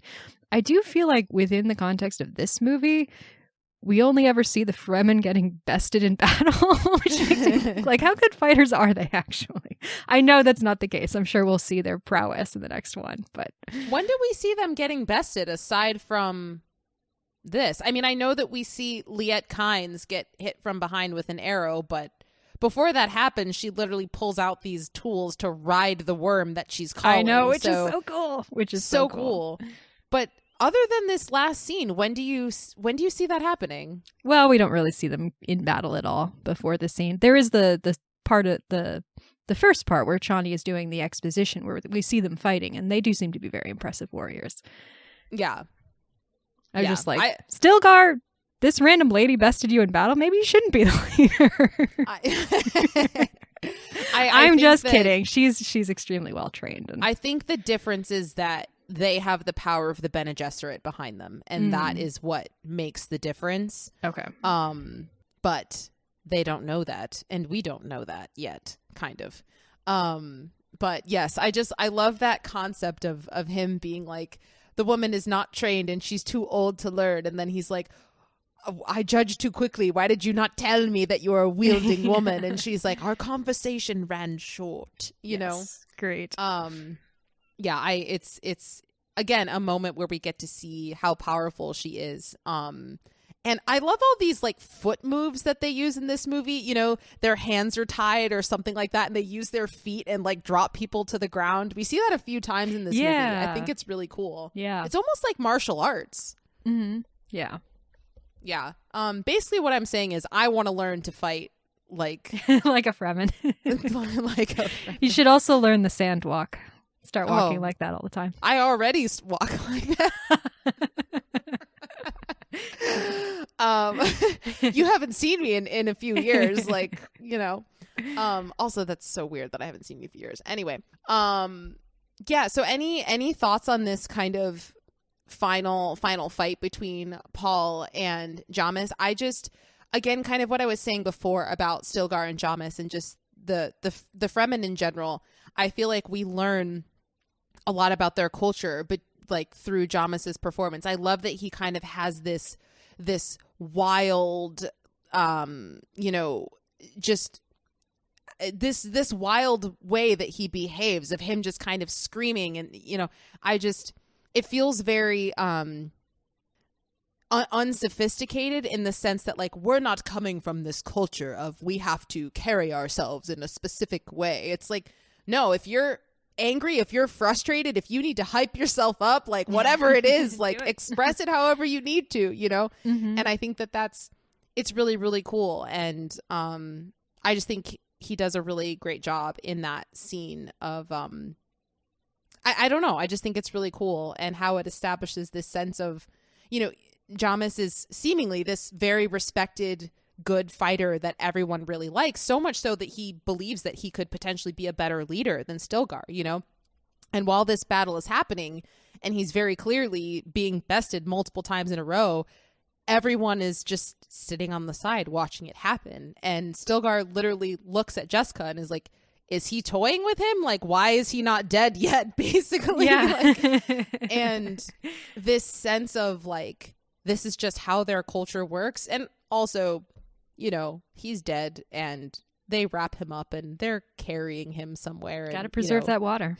Like we've seen visions of him, you know, being alive. And so, you know. Yeah, I was wondering about that because he dead? Like, I hadn't even picked up on that the first time around, is that Paul has these visions of Jamis specifically kind of teaching him the ways of the Fremen. And so it calls into question, you know, when Jamis then challenges him, it calls into question, like, are these visions of potential future, or did I really kill him, or like what is going on here?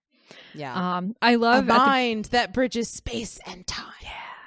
The whole thing with Chani giving him I think they call it the Chris knife, which is like made out of the tooth of a sandworm, and how, you know, I love her whole attitude is basically like, yeah, you have no chance, but, you know, I'm going to give you this thing it'll give you a little extra honor for you to die when you inevitably die, for you to be holding this knife.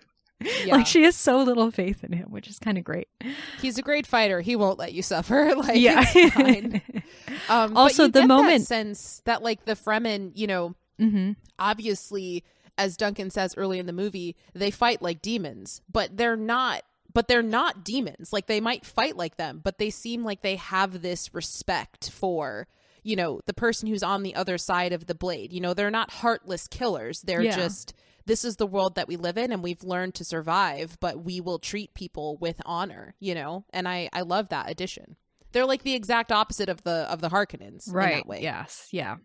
The moment within the fight scene that really, really worked for me the second time around, I think maybe the first time around I didn't really pick up on it, is, you know, Paul bests Jamis and puts his knife to his throat, and Paul's attitude is very clearly like, okay, you know, this is as far as my training has ever got. You know, I put my knife to your throat and you're in a vulnerable position, so now the fight's over and we can stop, right?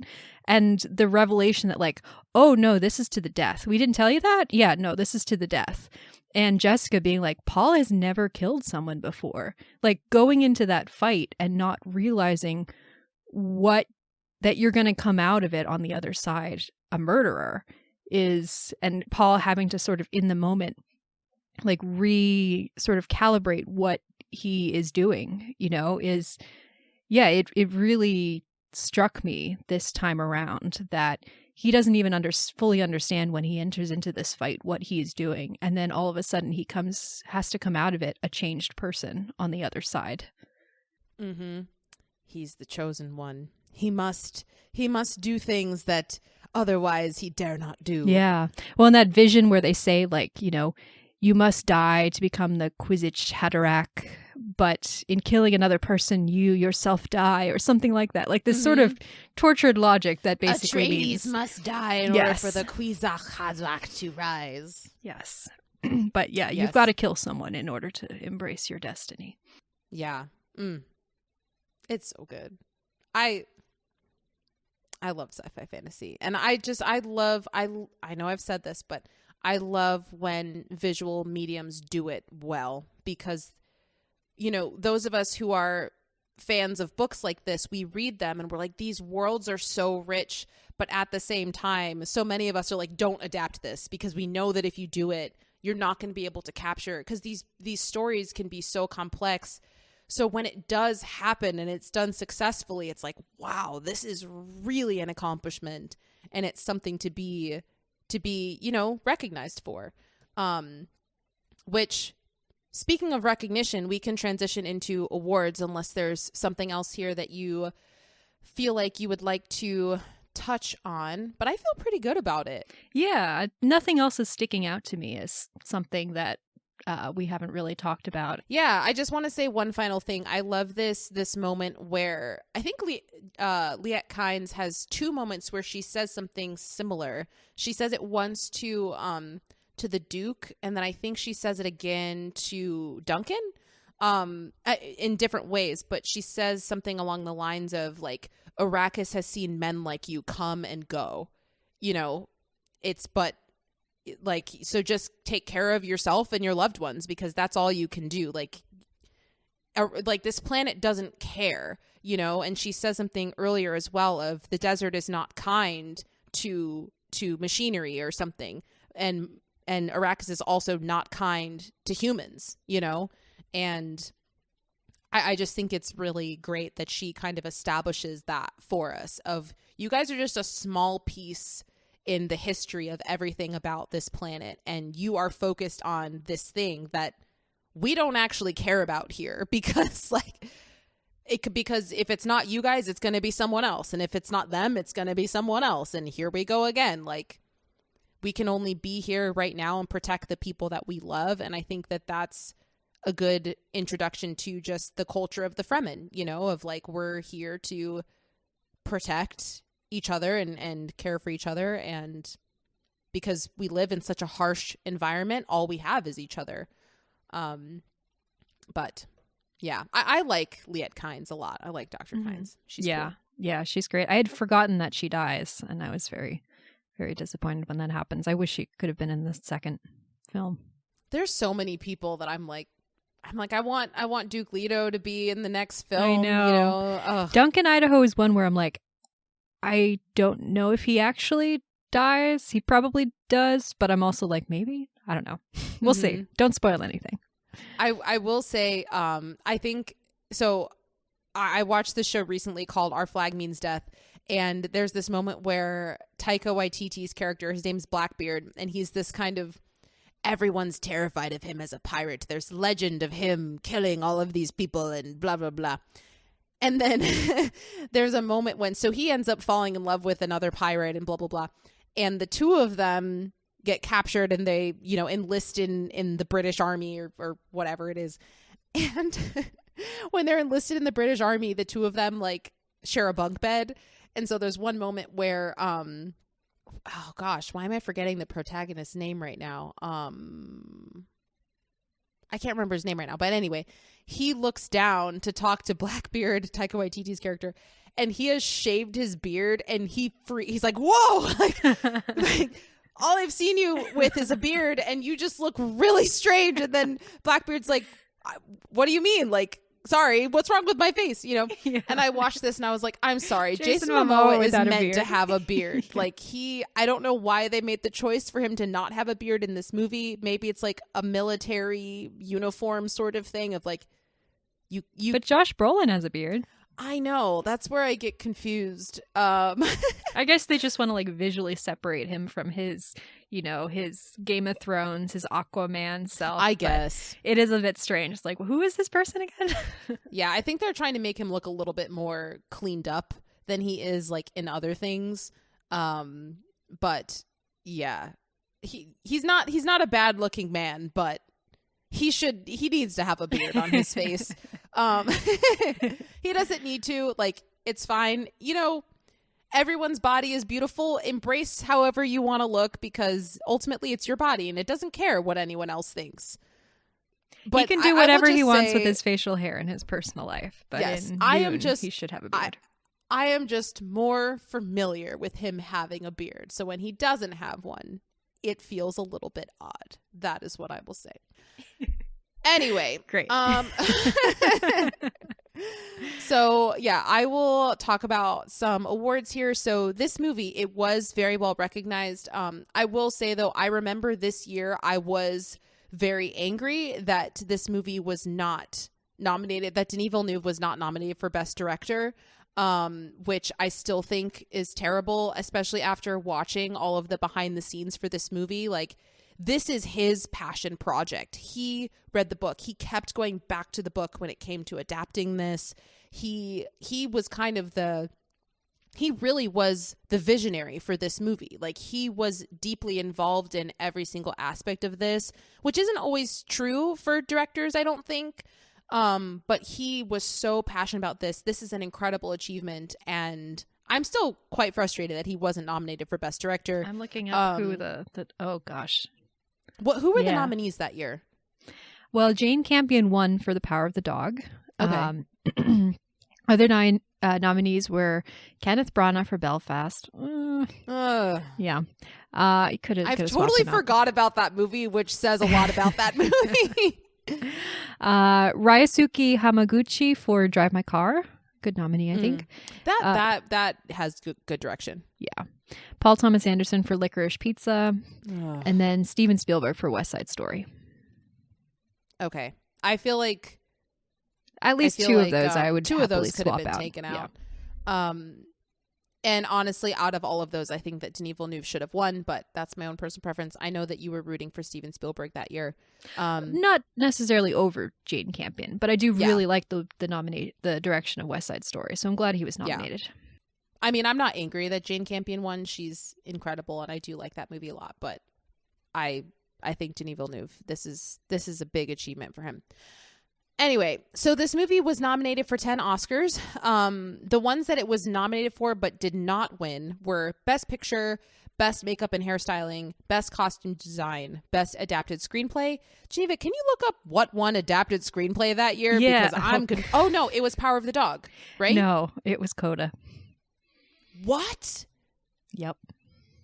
No. Because Coda won Best Picture, so that couldn't be the same year as Power of the Dog. Because Power of the Dog won Best Picture. Nope. Power of the Dog was also nominated, but Coda won Best Picture and Best Adapted Screenplay. I thought Power of the Dog won Best Picture. No, Coda won Best Picture. I was pretty upset about it. Weren't those 2 separate years? Nope. Same year. Coda won Best Picture. Coda won Best Picture, Tatum. Where were you? No, I remember Coda winning Best Picture, but I also remember The Power of the Dog winning Best Picture. I thought they were 2 separate years. No, I wish it had. That was the one I was rooting for. But no, Coda beat Power of the Dog to win Best Picture. Now I'm angry all over again. Yeah. Dang. What a terrible year for the Oscars. Yeah. Apologies to anyone out there who likes Coda. It's one of those movies to me. I don't hate Coda. We don't need to relitigate it. But yeah, it's like one of those movies that it's a perfectly fine movie, but it's not, to me, in the level of Best Picture. And there are other films that were nominated that are at that level. It's an Oscar bait movie.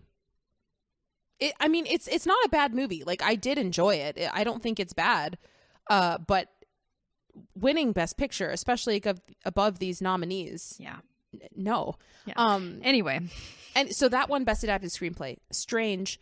Okay, and then so what this movie won was Best Sound, Best Visual Effects, Best Production Design, Best Original Score, Best Editing, Best Cinematography, all of which it deserved, in my opinion. So Geneva? Sorry, I'm going to keep asking you questions. It's okay. I've got the page What open. won Best Costume Design that year? Cruella. Oh, okay. Which I've never seen, but I've heard it has very good. From what I've seen, it does have very good costume design. Yeah, I get that. So anyway, those are Oscars. So this movie has a 74 on Metacritic and an 83% on Rotten Tomatoes. I almost don't want to read any reviews. Like, I really was digging to try and find some that I was happy with, and I didn't really find any, but I chose 2 that I was like, well, I don't hate these. But there weren't any that were like really, really positive about it. They were kind of like, it looked great, but the story was lacking. Or I liked the story, but visually it was too much. So I was like, okay, whatever. But the 2 that I found, the first one comes from Matt Singer at Screen Crush. And he says, to my amazement and to Villeneuve's credit, this new Dune is totally clear in its premise, politics, and operatic sci-fi story. It's also filled with the sort of epic grandeur of vision that Dune fans always insist makes the original text special. I actually don't mind that one. And then the next one is from Jake Coyle at the Associated Press, and he says, with an immense sense of scale ranging from Mosquito to Jason Momoa. Mosquito to Momoa.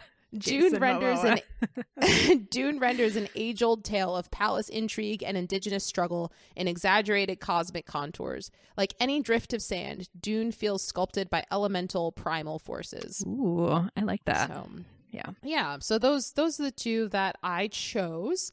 So I feel like we've already done this, but my overall thoughts on this movie, it's really, really good. I think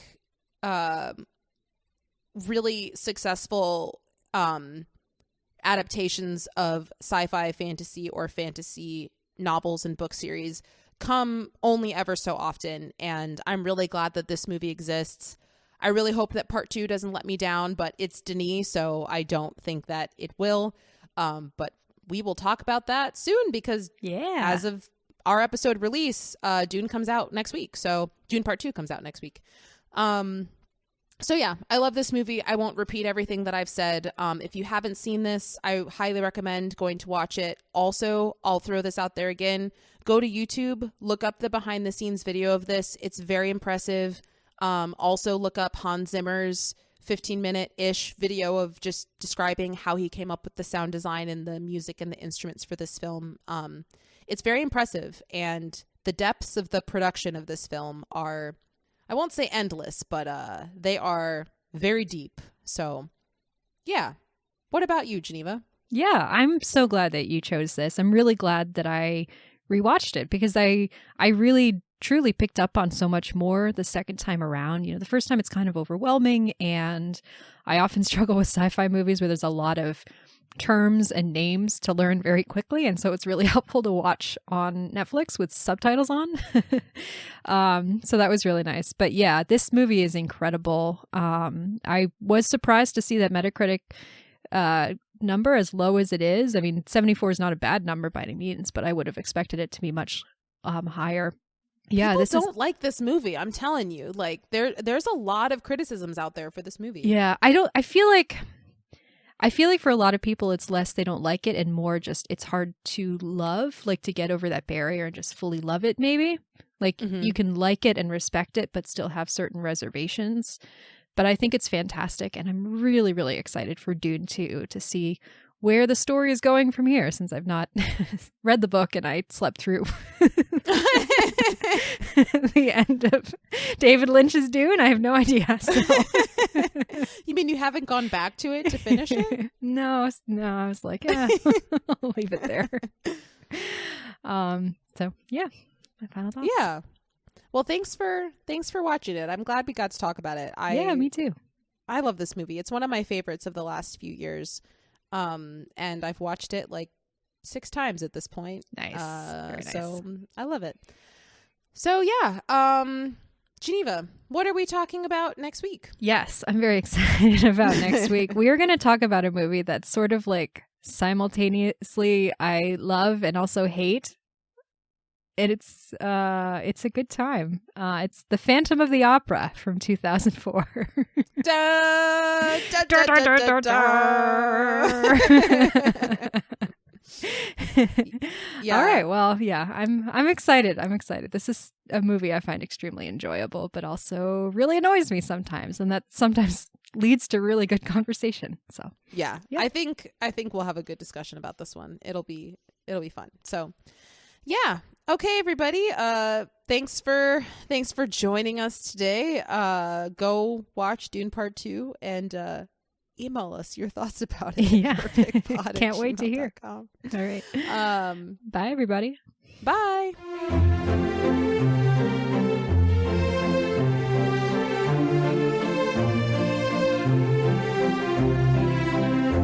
Thanks for listening. If you want to get in touch with us, you can email us at yourpicpod@gmail.com. Our theme song was composed by Joel Rushton, and our podcast graphic was designed by Kara Shin. If you like this show and want to hear more, please rate and subscribe on your favorite podcast platform. We're excited to have you on this journey with us. Until next time.